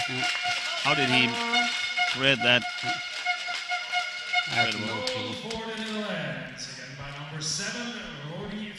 Magician here. 27-0 for the Netherlands, 15-13. So in a lopsided game like this, we can start bringing you some advertisements for... Oh, nice tackle here by Ogo. We can bring you some advertisements for the games tomorrow. We start off once again at 9:30 with the Italy versus Canada. So Canada will have to... It's going to be a quick turnaround for Canada. They will have to get ready early morning against another top team in Italy. Then at 11:15, it's Spain versus Germany. Spain showed more life than I expected, and than most expected, at least, against Finland earlier today. So it'll be interesting to see if they can do anything about the Germans. Then the headline match at 1 o'clock. It's the hometown Swiss against these Dutch players. That will be a game for Group A supremacy. We'll see how hard they will fight for it. I think both teams would prefer to avoid Denmark in the semifinals, so the winner will get Finland in all likelihood. So that's on the line there. We'll see how. Also, of course, bragging rights is always on the line, and there's a bit of a rivalry, I think, developing between Swiss and the Dutch, and we'll get another episode in that tomorrow. That's at 1. 14:45, 2:45. It's Australia and Finland. Australia looking for their first win of World Cup competition. Finland are just about ready to go to the semi-final. They have punched their ticket. So maybe we'll get some alternative lineups and some fun there. We have Canada-Belgium in a game that Belgium will look forward to. They have had a lot of tough opponents. Switzerland, the Dutch, and Italy. They have taken it on the chin so far. Maybe against these Canadians, they will get a chance to show off their skills, stretch their legs a little bit. That's at 4:30. And then to round out the day, to round out the group stages, it's Denmark versus Spain. Denmark also ready for the semi-final, but the Spanish were a entertaining group. So they might make it a game against Denmark as well. The beat goes on. The Dutch make it 28-0.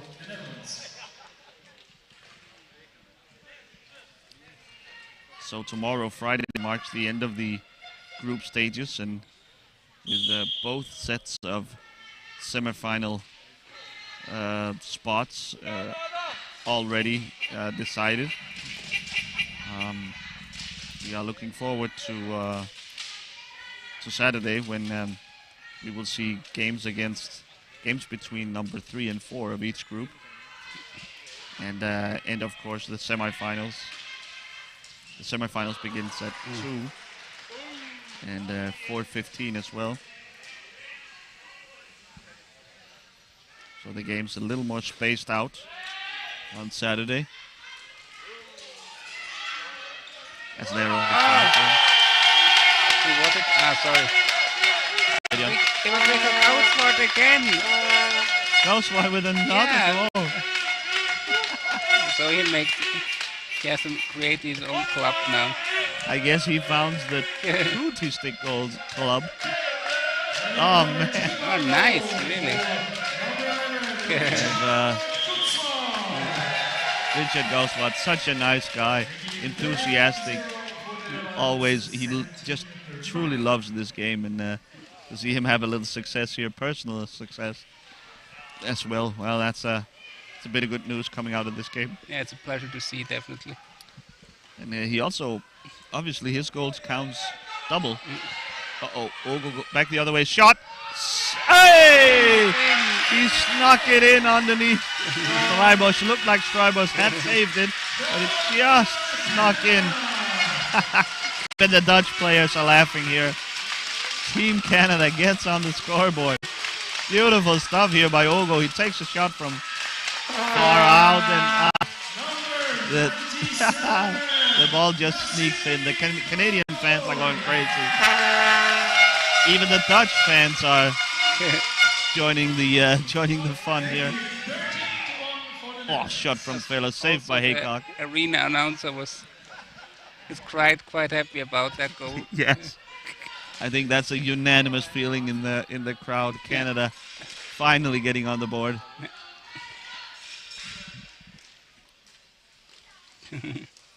So not sure if the Dutch players are too high happy ball play on, about it. says the referee.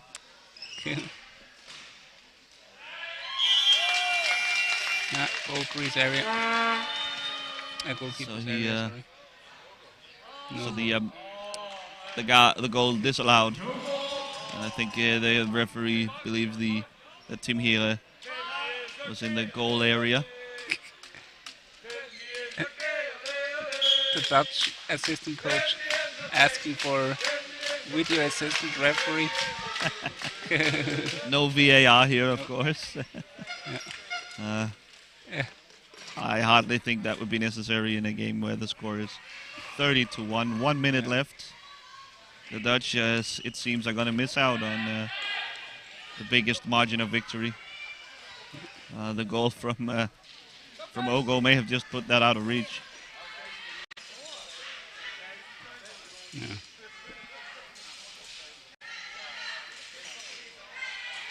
Maybe they're in for one more, but let's see.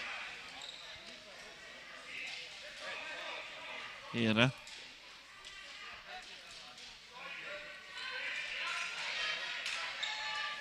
Shut down by Shaban. Nice job.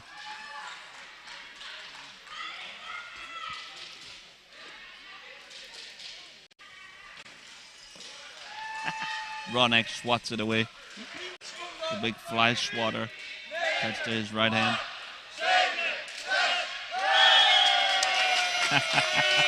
The Dutch counting down the game clock, and Fela gets the drift. He rewards them with a goal number 31. Well, I guess not 31. I guess it's been only 29 goals, but Richard Gausswart's 2 scores counts double. 29 times Scott Haycock has been passed for Canada. That ends the game here. A bit of a slog, a little bit of a long walk, but little excitement here at the end. The double goals from Richard Gausswart, the all-time top-scoring T-stick player in World Cup history, and of course Canada opening their account as well late early on by Nasib Ogo, sneaking a shot by Patrick Streibosch. I think it's high time for me and Jan Oninger to bid you farewell. Thanks so much for watching. I hope you'll join us again tomorrow morning, 9:30, Italy versus these same Canadians. Until then, so long and thanks for watching. Have a great evening. Bye-bye.